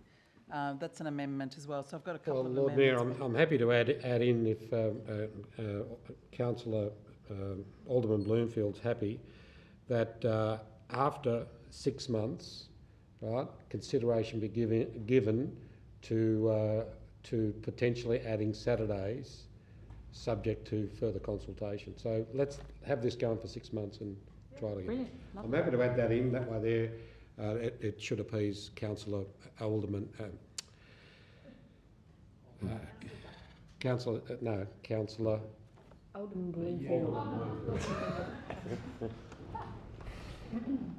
The seconder's got to accept that too. So, are you happy with that? You happy with that? Okay, I've got 2 amendments in front of me now, so I'm going to have to stop things and we'll deal with some amendments. So we've got the first amendment, Consider Saturdays after 6 months. Sorry, so that was to be accepted in. I'm happy to accept it in. I'm waiting for the seconder. Yeah, I wanted to speak to the first amendment first before I accept that in, if that's all right, or I will consider it. Councillor Dutta's motion, amendment. Yeah, I'm happy to have that as 6 months initially, just per the advice that's been given there by, I was actually going to ask that same question, Councillor Dutta, just the advice there, the administrative response about it being for 6 months. I think it'd be better just to have it trialled at 6 months, just in case there is any negative outcomes. We have, you know, I've had, you know, many of us probably asked this question and went around and talked to different people who are living in the area, and not just business owners but residents as well. And so, you know, I want to take that into account as well, and those perspectives. So I'd like to consider that amendment from Councillor Dutter and have this initial period for the Sunday till just for 6 months, and then after the 6 months, once we get that back, then consider having it on other places. Yes, absolutely, and then think about expanding it instead of throw everything in there all at once, and then there's a massive, you know, workload for our staff. There's perhaps negative perceptions from residents, business owners. Want some business owner going, I wasn't part of the 13. You just don't know. So I'd rather just have it for the 6 months, if that's okay. I'd like to accept that amendment. Have you got an amendment? Were you speaking to the amendment? Yes. Okay. And I think the director made the point. If we're talking 6 months, it is now January. By the time this is implemented, it's going to be March. March, April, May, June, July, August. You're going to be going specifically over winter. You're not going to get a good guidance. You know, a lot of these businesses will not be able, would think, I'm not going to go out and spend money over winter. That's why 12 months will give us a good guidance on it. Now, we all know that at 4 o'clock on a Sunday during May, June, July, it's dark, right? So the whole thing changes. Sometimes Salamanca's a ghost town at 5 o'clock on a Sunday. So if you want to actually give this an opportunity to be evaluated properly, right, it needs a 12 months period. Or I'm happy to say, well, let's trial it for February, March, and April, and then hold it off for 3 months over winter, and then trial it for another thing. But that's ridiculous. So look, again, any trial that this council does can take away, because it's a trial. Now remember the debate on the scooters. The scooter debate was very clear that if at any time this council can pull it in. Now, you know, I actually find that also the assumption that it's going to cost $24,000 is a little bit over the top, and I'll say it to this way. It says here this could amount to approximately $500 a day. The question is, at this point in time, we have a lot of licensed venues across Salamanca with piped music, right? The only time that a council officer will be called in now, 7 days a week, would be from a complaint. So there would not be the need for an officer to be there on a Sunday seeing what's going, because a complaint comes in, then the noise situation is dealt with then. So there's no need to have an officer there to see whether it's going to be noisy or not. And I think THA would be able to work with us on that matter. If there's a noise complaint, then it's dealt with. And I doubt very much we're going to get up to $24,000. I'm sorry. Councillor Coates. Thanks. Look, on the amendment, I think for those reasons, the 12 months makes sense. If in the immediate beginning of a trial there's issues, I think we'll hear about it. So. Deputy Lord Mayor. Yeah, a couple of questions, if I may. So is there a licence fee proposed with having live music associated with this? Look, sorry, Lord Mayor, it's certainly not envisaged, given that we've got a situation where you can play amplified music. Okay, so you can play. So, I mean, I don't understand what the difference would be, apart from, you know, like we're having this discussion, if there can be amplified, like acoustic music, rather than, you're saying there's the possibility of having music now. It's item F in the officer advice. Yeah. F2. Okay, so we're not insisting on any other costs associated with this, but we're expecting that there might be some costs to run this trial. Yes, look, that's correct, but I take the point that yes, it'll take us officer time to work through the management arrangements. Yep. And if there was ongoing enforcement issues, then there would be a cost associated with that. Right, but then there could be. Is there any likelihood of fines for stepping out of this? Look, there certainly could be. I wouldn't envisage that would be the case. Okay. I mean, we would work through these matters with the individual. And one would hope that wasn't the case anyway. Just a couple of other questions, and I did flag this with the director before, but sometimes when we have Salamanca, like Christmas falls on a Sunday, Salamanca market might be on another day, presumably, probably wouldn't matter, but if there's any events that occur, such as Mona Foma concerts on this particular day, is that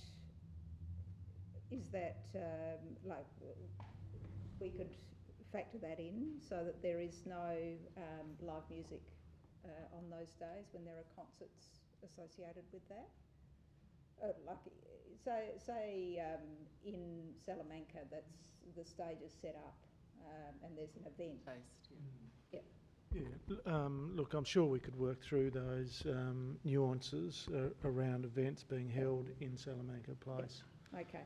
Look, I think this is a great idea. I commend the motion. I feel very generous with my support on this. And I would like to also think about it possibly in other strips such as North Hobart, although we haven't got much of a footpath, have we?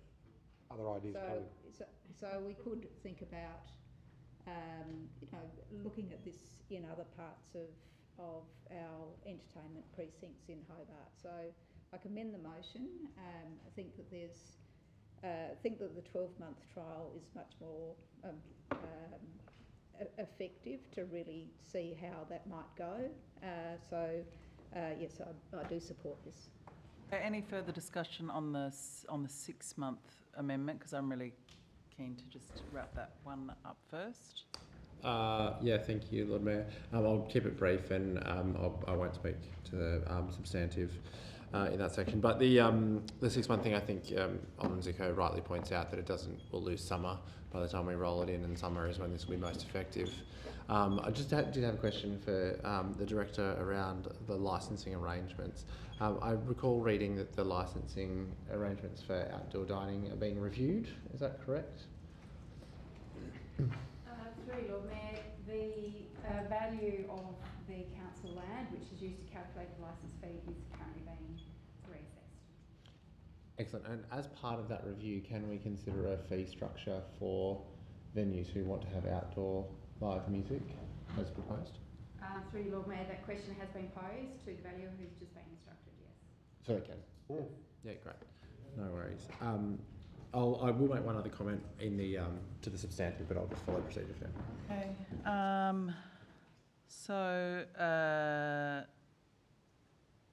Amendment on the 6-month. Would I be able to speak to that amendment? Yeah, of course. I thought I asked questions last time. Sorry. Yeah, Yep. it's okay. Thank Yep. you. Now, my suggestion with regards to this is based on what the staff has stated here.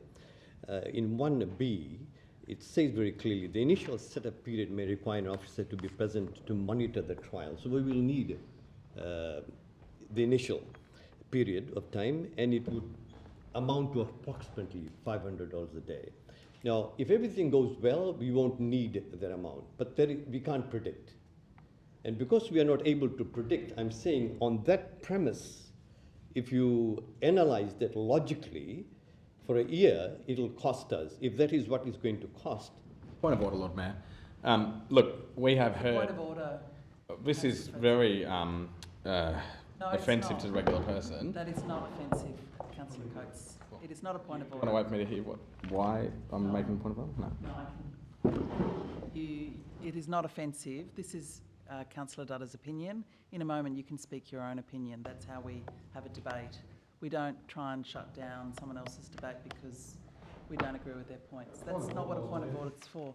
My point of order is that Councillor Dutta's already spoken. He actually, if I may finish, I don't know about that one. Well, he actually made asked a number of questions. Yep. And then he put forward, in respect of the costs associated, whether it'll be $24,000, blah blah blah. So I've heard this $24,000 already. So, I'm not so sure. either we stop and get the recording. I'm not sure. I've got your point now. If you could sit down. Yep. Councillor Dutta, do you reflect on the fact that you might have already spoken? Yeah, I will, thank you.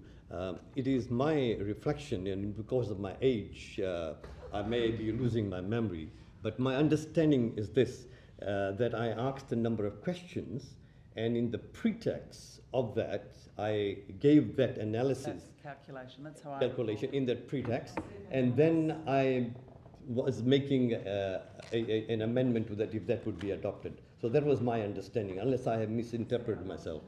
I don't think Councillor Dutta was talking for a long time anyway. But Well, it doesn't matter a long time or not. That was what happened. I understand, Alderman Zuko.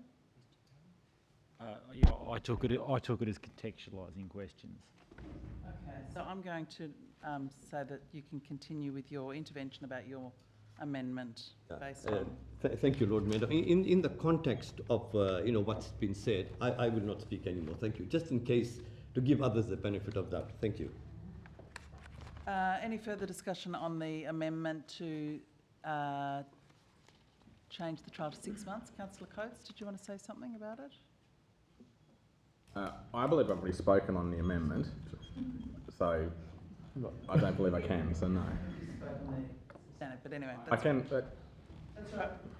Okay, we'll put Councillor Dutta's amendment. All those in favour say aye. Aye. Against say no. No. Show of hands. All those in favour.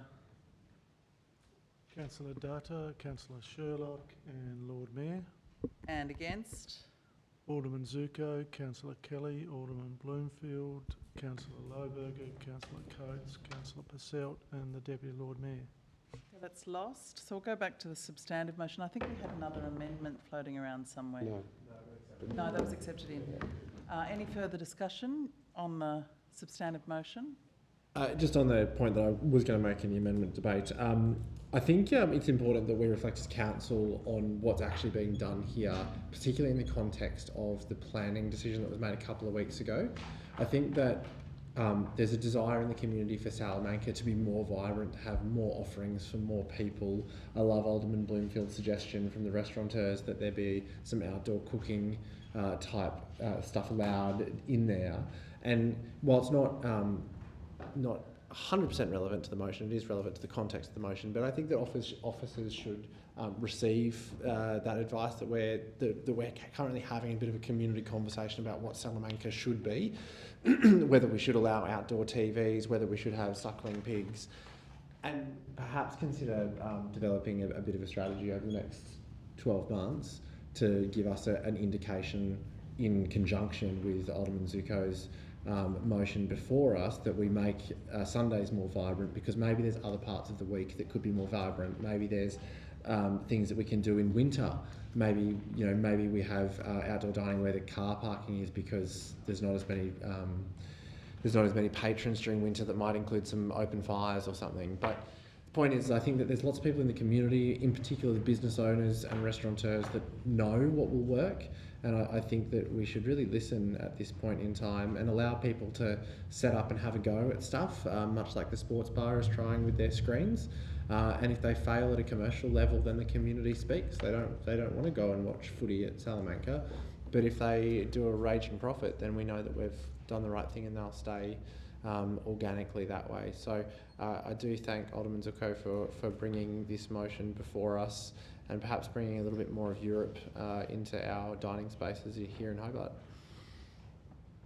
Councillor Dutta. Thank you, Lord Mayor. As I said in my observation earlier, I commend this motion, and I am sure that this is going to be something positive for the people of Hobart and in the area of Salamanca. So I would support this regardless of the fact that my amendment wasn't accepted. Thank you.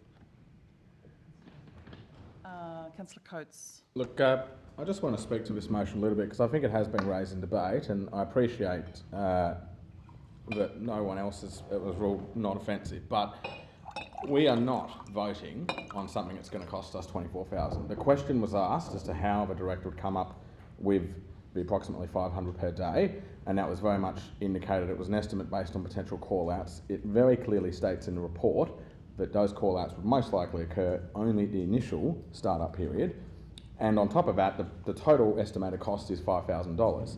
So I sometimes struggle when you hear qualified advice given and then immediately that advice is just ignored and figures like $24,000 get bandied around. We are not voting on a $24,000 project here. Based on the advice that was given when the question was asked about financing and based on the information in the report, I would suggest this is probably a $7,000 at most, maybe a bit more. But I think it is important that when we're making decisions in this table chamber and we ask for advice, we actually take that advice on board. So thank you. Can I just make a comment on that? I think, again, maybe we all read things differently and just like we interpret things differently, but I think it was totally fair given the staff advice says very clearly here that there's approximately 2 weeks to consult, create a management regime and issue updated occupation licences. 2 weeks are approximately $5,000, so that's your baseline. And then on the initial startup period, then it's on top of that. So I think it's going to be, it is going to be definitely more than 5. It is unknown, but this is potentially quite a big program of change involving a lot of business liaisons. So it may take a lot of money, but maybe that's worth it. But I don't think we need to suggest that people are, the information here is deliberately vague because we don't really know. So I've just got one comment, which is just whether Alderman Zuko would be willing to include an amendment in item 1 of his motion to include the word live music into item 1, because all of this discussion's been about supporting musicians, real live people. Live, yeah, it's fine. Yeah. Because as we know... That's the intent, Lord Mayor. Yeah, as we know, the... Trialling live amplified music. I'm happy to add that. Great, because as we know, the amplified's already allowed. So, if this does help support the live music industry, the paying of musicians, and there's more gigs available, then I think it's a positive thing. It is a potentially major new initiative that other businesses may be interested in as well. And I do note that we do have. I think I should just ask a question about this. Are our outdoor dining guidelines being updated? Through you, Lord Mayor, yes they are, and they'll be presented to Council before the end of the current financial year. Right, so still sometime a few months away. We are trying to accelerate them as much as we can, given given the interest in Salamanca. So we are aware that that we should try and get to them as soon as possible, but obviously certainly before the end of June, if not earlier. Yeah. Do you want to sum up? Yes, please. I have a question. Please, sorry. The definition of live, earlier I mentioned that there was at least one place that wanted to be able to have a DJ. Now my understanding, that is acceptable. Live. Thank you. Just wanted to make sure of that. Alderman Zuko, did you want to sum up? I just wanted to ask 2 questions, Lord Mayor. Sorry, my apologies. I just want a clarification on this so that I'm not misread or misunderstood, and I have not misinterpreted. I want clarification. Now, in the financial implication, 1A says that initially it's going to cost approximately $5,000. Is that true? Is it correct? Mr. Noy. Yes, Lord Mayor, it's that's the setting up of the management regime, the consultation with stakeholders, businesses and the like. So we anticipate that would take in the order of $5,000. Thank you so much. And the second question is with regards to 1B. Because we don't know, is that why the staff is again predicting an estimate that if it does continue that way, each Sunday for 6 months, if we take that to say that yes, it's going to go because no one can predict, it's going to cost $500 a day. Therefore, 6 months it'll be 12,000, and for 12 months it'll be 24,000. Is that correct from that fact that presented? Look, what the officers have said is that it would be in the order of $500 per day if there was a need to continue that monitoring. We don't anticipate that that would require every Sunday for an officer to be out there. That would indicate that that our efforts to bring order is not very successful, and I'd back my officers to be able to bring order and some agreement between the parties in relation to those matters. So just a follow-up question. So my understanding of that is that it's based on condition. If it happens, then that amount of money. That's the clarification I'm seeking. It's look, Lord Mayor, it's a hypothetical. I don't believe that it's a realistic proposition. Can I just ask one question, sorry, before I close debate? It's in regarding the hospitality industry and the Health Act. Do we have council health inspectors on call for all our establishments at $500 a day, or do we wait until we get a complaint? Can I have that answer, please? Yeah, look, we would normally respond to complaints. Thank you. I would add, though, that given this is a trial, we would need to obviously monitor it initially to be able to provide meaningful feedback on the trial. Okay. People got to understand the hospitality industry. If you give an opportunity to people in hospitality, they're not going to burn it, the good operators. Everyone in Salamanca is a very good operator, because I assure you, the rents to operate a business in Salamanca is one of the highest in the state. So we're talking about well-established businesses with reputations. If we're going to give them an opportunity to have live amplified music, and mind you, I know there was an establishment doing it and they were shut down. And it wasn't through complaints, because their noise levels were checked, and it was actually at the same level as the amplified music coming out of an amp. The thing was that they were breaching the regulations, which is fine. Now there's live amplified music happening at Irish Murphy's, which I sort of mentioned there was one, and has there been a complaint from Irish Murphy's? Are we well aware of it? There's not. So what I'm getting at is there already is these things happening there, and we're yet to hear a complaint that someone has had the doof going. Now, I find it extraordinary that anyone would want to try and throw in that it's going to cost $24,000 to monitor this. We've got the Tasmanian Hospitality Association as well. They're only up the road. They will work with the Hobart City Council to ensure all their members abide by whatever conditions are imposed on them. And I've got to say, this we can save $500, because if anyone breaches the decibels put forward, give me a call and I'll go down there and I'll unplug them myself, save the council $500. Look, this is to enhance our culture of Salamanca. Now, the Deputy mentioned about other areas. Deputy, there are other things that I'd like to see happen right across North Hobart, Lenna Valley and other precincts. There's also another notice of motion of mine that's been sitting there for 2.5 years on the resurgence of the Multicultural Festival in North Hobart. Hopefully our new CEO might push that forward, because that still sits there as well.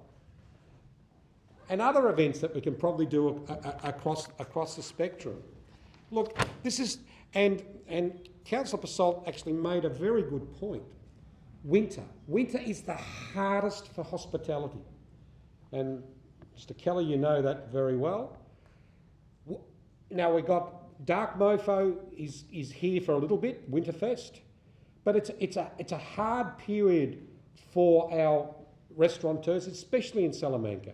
And wouldn't it be great to actually have some fire going in some of those outdoor dining areas, the restaurants maybe flaming like they do in Bangkok, where you're outside and they're flaming food in the middle of winter.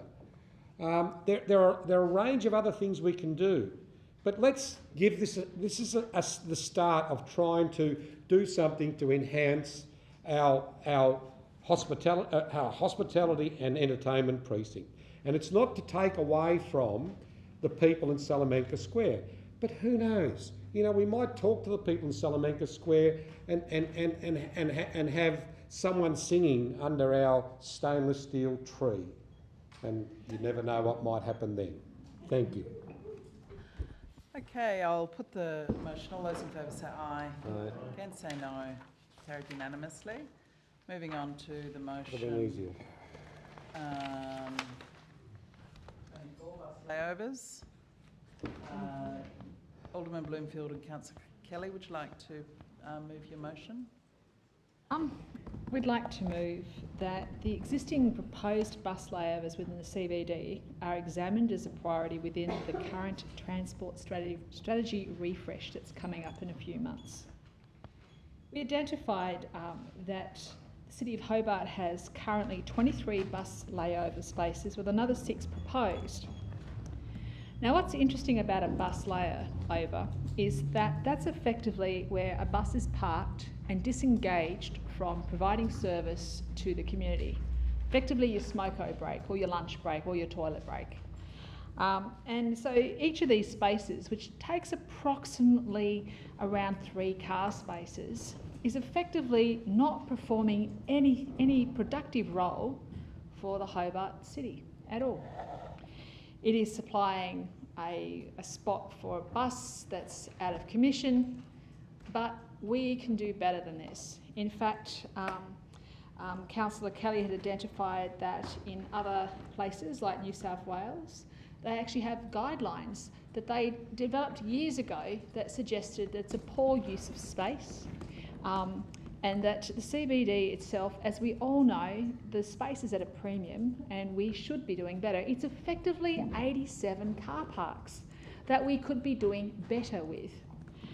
And the proposal was mostly just to reassign and realign what's going on. There are many choices that we could make. One of them is to encourage the buses to examine other spaces that are not within the CBD itself and on the outskirts where there are not built up areas. Because the other problem we have with these buses is when they idle, they often are diesel, and that will go into the air as a form of smog. It reduces our quality of air, especially for those who've got asthma. And it also tends to provide a film over areas that are, say, sandstone buildings, which then require cleaning. So it's not really the best look, and it's certainly not a good use. So what we'd like to propose and strongly recommend would be to ensure that this particular concept is part of our new strategy when we do the refresh, so that we can actually effectively be better at what we've got. Because the potential here for those 87 car parks isn't just car parks. We wanted to increase, if you remember, the number of disability parking. So we can realign what we have in parking and take some car parks to be this space, and that will free up other places for the people with a disability, which is a great outcome. It also means too, we were talking about adjusting and making more room for scooters and motorcycle parking. Guess what? 87 car parks means that we have more compatibility and flexibility to do just that. And what are we doing? We're simply being more effective. Buses too have a choice. The companies, of which there are quite a number, I note, when we got the map to show us how all this works, actually also have choices. It's not about just pushing them around. They have choices in the way they may in fact put together their roster system. They can do a point-to-point system where the layovers occur in the outskirts, not in the centre. There are different systems that they're called. I think it's hub and spoke is a common one. And there's certainly been a push in other councils to move more to those systems to free up what is premium space in Hobart. So it's mostly just to impress upon all of you the importance of this, the fact that we have something that can free up and be better with our asset structure, and I commend this motion. Any further discussion? I'll put the Councillor Kelly. So if I'm able to just say something briefly on this matter as well, Lord Mayor. Just as all says there in the motion, it is more of a reinforcement, as Councillor has said. And can you imagine if Metro wanted to put bus layovers in Salamanca? We talk about Salamanca, lining them up. It's not only that, these buses sit up there at half an hour at a time. They never ever turn the motors off. They can issue directives. The drivers will simply flatly refuse to do it. I've asked them. I've had the lived experience down the road here of buses sitting outside the front. They don't turn them off and it fills the pub up with diesel. And I cannot get anything done about it. It's absolutely appalling. It's all these bus layovers are a high concentration against our heritage buildings, TMAG, down here in front of the town hall surrounding this sort of place. It's lazy work by Metro by not adopting the hub and spoke or the flow-through methods which are used on the mainland and other bus centres around the world. Just Google bus layovers and there's infinitesimal reports in Australia and around the world on the way this should be managed. And it's really super important that these buses, this is not to mention the bus stops as well, this is layover spaces. And it's not a good look for our heritage. Health-wise, it's appallingly bad.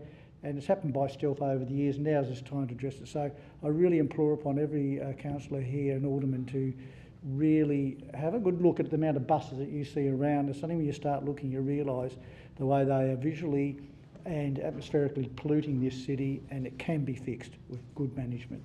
Thank you. Councillor Lohberger. I didn't do that. I know, weird. I don't know. Look, I'm rising to support this motion, and I just wanted to note that as someone who's attended public school in Hobart and had to catch 2 buses each way, I've spent a lot of time as a young person standing around buses that are idling and spewing out diesel. I've noticed the same problem in the bus mall, and as Alderman Bloomfield and Councillor Kelly have pointed out, you get the same problem in other layover areas. You walk past the buses and there are just clouds and clouds of diesel. It's a horrible smell. None of the buses have the high exhaust pipes on them like trucks are required to have. So the diesel is right there in your face where the exhaust is. So I'm actually going to suggest an amendment or an addition to this motion, and I'll read it out. That the Transport Strategy Refresh also investigates a requirement that buses cease idling and spewing out diesel fumes while they are sitting in Hobart City Council provided layovers. So I don't know what you guys think about that. Isn't it captured within the motion as part of the motion's very simple, so I just thought we'd add that to it. It's just a one line for the motion. Okay, so I need the. Accepting it in. No, we're both accepting it. They've accepted it in. So. Yeah. So look, I would commend. We'd like to, if it could be read out again. Ideally. Oh sure, I'll read it out again. I can send it. I'll send it around, but. Yeah, no, just read it out again. Okay.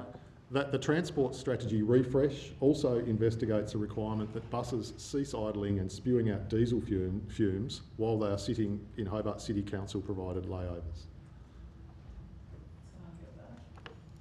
I'll send it. Spewing out a technical term. while they are emitting diesel fumes. How about that? I'll send it to the officers. Carcinogenic diesel fumes. Yes. I'll send it around now. Councillor Posselt. Oh, sorry, I might just. We still need to vote on this amendment. Are you going to? No, it's been accepted in. No, it's accepted. Oh, I see. Okay. Happy? Councillor Posselt. Very good. Well, I mean, by stealth over the last 70 years, public space has been overwhelmed and overrun by vehicles just sitting there doing nothing, just you know, being disrespectful to the heritage, disrespectful to the waterfront. Everywhere I looked, there's an empty vehicle just driving me up the wall. At least these empty vehicles can fit 50 people in them and provide a service for people who have a disadvantage and can't afford to have a car. The car dominance in this city is overwhelming, and we've known that since Jan Gell produced his report in 2010, and I suspect well before that. The truth is that we have a transport system that has single dependency routes in it that when they go down badly. And the best example we have is the truck rollover on the bridge. Now, why is that relevant? It's relevant because passengers expect, as we all know, timely, reliable services when they ask for public transport. That's continuously the feedback that all public transport users give. Now, if we ask in this particular system more buses than is desirable to lay over further out of town, they leave themselves highly vulnerable to a hiccup on one road, a hiccup on the outlet, a hiccup on the Brooker, a hiccup on the bridge, and they will not be at the pickup point on time. Now, I do feel for the movers of this motion, and I agree with them with regards to diesel particulate and the unpleasant nature that that gives the city, as well as the noise. And I think that writing a letter to Metro is probably the only way that we're going to solve this. There's not a legal, I would suggest that there is no legal avenue for us to enforce that buses are switched off. But we could ask drivers, and I might just put that to an officer, is there any legal mechanism to get buses to not idle when they're not being driven? Through you, Lord Mayor, I might just refer that to Mr. Vidal. I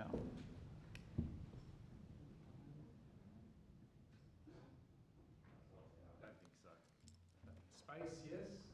What they do within that space. Yeah. But I'll take that on notice. Thank you. That's consistent with my view. So I think that a better and more pragmatic approach would be to write to Metro with our observations as a council that idling buses are causing a poor environment for the residents of Hobart and request that their drivers switch off. Now, I will point out to council officers, the councillors around the table, that we are actually doing work in this space already. We have, well, I would say eminent transport planner Matthew Sharp on my mobility committee, who is an expert in this space, a true expert in this space, and he's presenting to us at next Tuesday's mobility meeting, bus layover facilities, because the drivers are workers. And that's a really important thing to consider here, that there are people on every one of those buses that deserve to have a space where they can be comfortable, that they need to lay over in areas where they can go to the toilet, that they can maybe heat up a meal or make a cup of tea or coffee, because they're workers, and workers have some basic rights. And to expect them to lay over in a paddock somewhere out of town won't provide the workers with their needs being met. So there's a number of problems here. I think that the motion itself refers to work already being done, and again I'll phrase that in a question, perhaps to Mr. Vidal, but are we looking at bus layovers and general utilisation of the streets for public transport as part of the transport strategy refresh? Yes, we certainly are, as well as zero emissions and the part that plays in the transport systems being looked as part of the transport strategy as well. Thank you. A supplementary question to Mr. Vidal.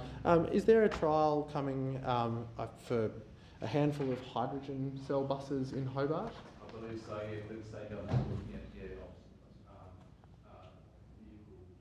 fuels, which includes hydrogen. Thank you very much. So the state government is looking at this as well. They've got a trial that's already commenced in Launceston of electric buses, and that's going to be compared to a trial in Launceston in Hobart of hydrogen fuel cell buses, of which the only emission that comes out is water. Isn't that great? Maybe they can lay over in a city garden somewhere. So I did want to support this, but I think the way it's been conveyed this evening, I can't support it. I think that the work is already being done by both the Mobility Committee and city officers as part of the Transport Strategy Refresh, and the work is being done at the state level as well. And I think that we are disrespecting public transport users by asking that they suffer the risk of poor service delivery by asking them to move further out, and that a bus laying over which is worth 5 car spaces, I would propose to you, is better use of land than 5 empty cars. Okay, any further discussion, Councillor Dutta? Just a question again to follow up. The recommendation or the point made by the response from the motion, is it correct to now interpret this as that this work is already in the pipeline, which is being conducted by staff? Mr Holliday or Mr Noy? It says, I think. Through you, Lord Mayor, that's correct. Thank you. Now, I read the discussion point again to save any misunderstanding. The City Mobility Unit is aware of these concerns. That's the concerns expressed in the motion, and will undertake a review of the existing and proposed bus layovers within the Hobart CBD as part of the city's current transport strategy refresh. Now, for me, the work is already in the pipeline. It's being done. And if it is being done, then, I think this becomes redundant, unfortunately, unless we, have a different understanding. So that's my understanding, the way I read the opinion or the points and the response made by the administration. Thank you. Okay, do we... Yeah, look, Alderman Zuko. I wasn't going to speak, but I have to. You know what? Up until today, until I read this, I didn't know this work was being done. Did anyone else know this work was being done? See? It took a notice of motion. Well, you did. One. It took a notice of motion. It took a notice of motion to come up from elected members, so we got that. Now, I've got to remind everybody, and I'm not being disrespectful to the staff, and I think Mr Noy knows I've been around here a long time and I've always endeavoured not to be disrespectful to staff, but it's the council that makes decisions so the staff can implement. That's the process that's been in place for over, is it 200 years, it's 180 or whatever it is? We are the council. Now, the staff have probably got a lot of things they're doing that we don't know about. This is just ratifying that we would like to make sure this happens. It's on the agenda now. Now that, besides only one of the elected members knowing, everyone else knows. And hello, everybody in Zoom land. You know about it as well now. You probably didn't know about it before. And our security guard at the back is well aware of it at the moment as well. You see, we all can read things in a different light, and we all can twist and turn it any way we want to twist and turn it. The City Mobility is aware of these concerns. Of course, well, they're aware of it. I wasn't aware of it. I'm the elected member here. And we'll undertake a review. Maybe it took these 2 elected members who don't get paid enough to come here to this chamber to wake us all up. Thank you very much, because I said I wasn't aware of it. I wasn't going to say anything. Look, I'm sorry, and I understand that there are plenty of cars that sit there, but a lot of modern cars switch off and all that. Look, if we can do a minute to help something, it goes a long way. Even if whatever outcome comes along, we've highlighted the factor, and maybe the bus drivers themselves will go, geez, I didn't know I was sitting here idling, because we probably don't even realise it sometimes because we're there at the bus stop. Now, is it any harm whatsoever in going down this track? Given the opportunity to highlight it, now it's highlighted and we get it done. I'm going to support the motion on the basis now I am more informed, and thank you for bringing it to my attention. Pretty keen to vote on the motion soon. Are you? Can I speak to the motion, Lord Mayor? Thank you. Letting people know. Thank you for that, Lord Mayor. look, I understand what the purpose of the motion is, and I understand the issues around ensuring that our air is clean in the city. It's a really important thing. We don't want to have any reason for higher levels of cardiovascular disease, which bus fumes, any sort of fumes can cause, and we want to reduce our greenhouse gas emissions. I'm just a little concerned that this is wrongly placed as a motion. We were talking before about the submission into the Keeping Hobart Moving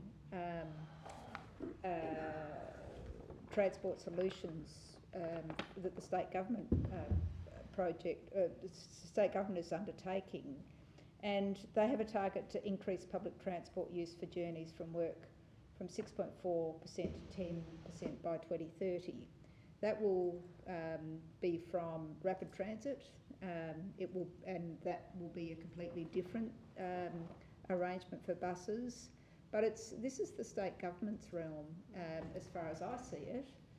Correct me if I'm wrong, CEO, but I just would have thought that this is better placed with either a letter to Metro or to the Department of State Growth to consider this in relation to, rather than us trying to piecemeal fix something which I understand that needs to be fixed. I know that it's affecting Councillor Kelly's hotel, and that layover is problematic, as are other layovers around the city. I understand that, but there is a demand and there is a need to ensure that we have good public transport available. And I know also, because I used to have a neighbour who was involved with organising bus routes. It's not simple in Hobart, like it's not a simple proposition that's going to be fixed overnight. So it's not as if a lot of work hasn't gone into this before, but like as the motion stands, I think it just could be better worked, really, to really make it a very useful motion. Thank you very much, Lord Mayor. Look, I'll just start by commending the elected members who brought this motion. Thank you for that. Unfortunately, I too won't be supporting the motion, and my reason is just that a few things. I think before we just heard in this chamber tonight, and I'm paraphrasing here, but when we get qualified advice, that we should actually take that advice. I recall that specifically being said in this chamber tonight. We have qualified advice from our staff that they're already doing this. They're working on this, and it's already part of the work that they're doing. So I really just see this as inefficient, or adding to more work for our staff that they're already doing. And I don't like inefficiency, and I don't think that's a good way to govern. We also talked, it was also mentioned that nobody knew about it, or there was only one of us that knew about it. Well, we can inform ourselves if we go to various different portfolio meetings. I'm pretty sure these issues are being discussed at the monthly mobility meeting in portfolios, and I think it's perhaps since November. So it's going around, and if you do want to get informed on various different things, going to different portfolio meetings might be a way to do that as well. But that's just a suggestion. Sorry, I won't be interrupted. So yeah, I'm really sorry, but I won't be supporting this motion. I think it's appropriating council officers' work, and appropriating is not really a great thing to do in various different contexts. This is one of them. Yes, so, but thank you for the motion, and that's all I have to say. Right, if there's no further discussion, I'm going to put the motion. If you like, yes. Just be conscious that we've got still some very significant items on the agenda. I think it's very clear, yeah. please. Thank you, Lord Mayor. Look, anyone who's lived in Hobart more than 5 years probably understands the traffic problems that's emanated over the last while, and with that deep knowledge, you can understand a little bit better than just sort of someone of short-term thing. Change is hard. We said it tonight. Change and traffic management and doing all those things. I can understand some people just can't stand change, and this is a good thing. Council have the say as to where bus layovers go. So, it's up to us. We do hold some power here and authority as to what happens in here. It's not just a matter of the state government running right over the top of us and telling us where they go. But actually, we do have the right as landowner to do that. Just because you take bus layovers away doesn't mean you have to put cars on there either. It creates outdoor dining spaces that we've talked about tonight. It creates areas for trees, all that sort of thing. It's not just directly replacing it with cars. It's well explained by Alderman Bloomfield that that's the amount of car spaces, but they clearly don't have to be used for all that. Look, this is an attempt to, and it's highlighted tonight by this debate, that how much is not discussed about these buses. So the point's been made, and the effect of this motion, yeah, okay, maybe it could have been worded a little bit better if we spent a few more hours doing it, but it just highlights the bad problem that these buses are causing in there. My lived experience has highlighted that, and it's shining a torch on it for tonight. There are other busways. We're not saying get rid of one bus at all. It's not the effect of it, even though some might be trying to say that was what we're portraying. We're saying there are more modern, efficient ways for Metro to run their buses through this city instead of turning this place into one gigantic bus mall. Thank you. Okay, further discussion? I'll put that now. All those in favour say aye. Aye. Against say no. Aye. Show of hands, all those in favour. Alderman Zuko, Councillor Kelly, Alderman Bloomfield, Councillor Lohberger, Councillor Coates and the Lord Mayor. And against? Councillor Passelt, Councillor Sherlock and the Deputy Lord Mayor. Okay, that's carried. So we will now move on to responses to questions without notice. There were 3 responses. Moved by Deputy Lord Mayor, seconded by Councillor Passelt. All those in favour say aye. No. Against say no. Carried unanimously. Are there any questions without notice? A number, yes. John, you can go first. Thank you, Councillor Lohberger.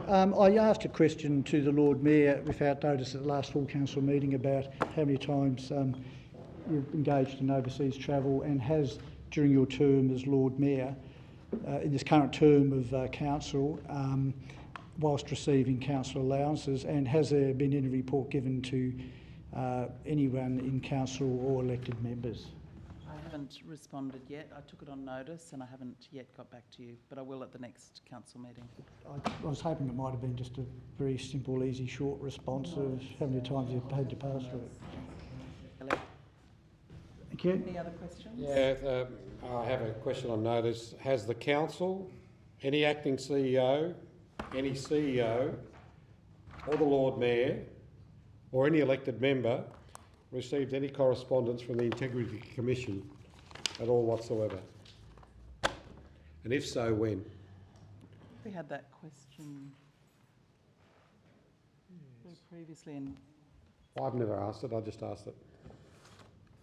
I think we'll take it on notice. Thank you. Further discussion? Any further questions? I just had a couple, Lord Mayor. The first one's a nice quick one. When will the e-scooter licence be signed?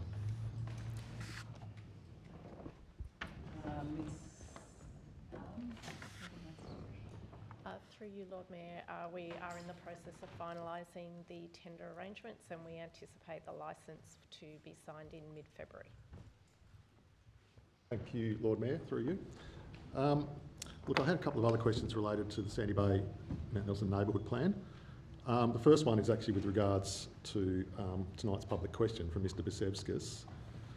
Just with regards to the description of buildings in the Sandy Bay, on the Sandy Bay campus as ageing, as used in the Mount Nelson Sandy Bay Neighbourhood Plan discussion paper, would it not be more accurate to describe these buildings as deliberately run down given that UTAS openly admitted in its 2018 Sandy Bay Building Condition and Functionality Report that it has overseen a maintenance backlog on the campus, quote, in excess of $100 million, at a time when the UTAS annual report revealed that it had hundreds of millions of dollars saved up in managed investments.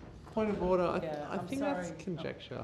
I think that's actually outside the meeting procedures, because you're kind of drawing officers into the debate, and I've forgotten the terminology in the meeting procedures, but it's a leading question, that's the one.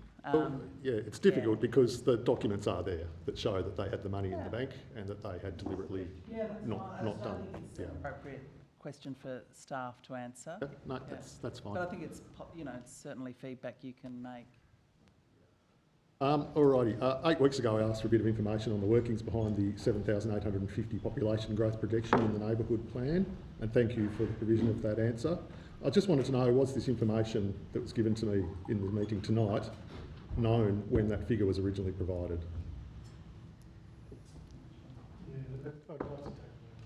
Sure. I've just got a couple of other parts of that one. Do the private organisations involved in providing this population growth figure have an existing or former pecuniary relationship with UTAS?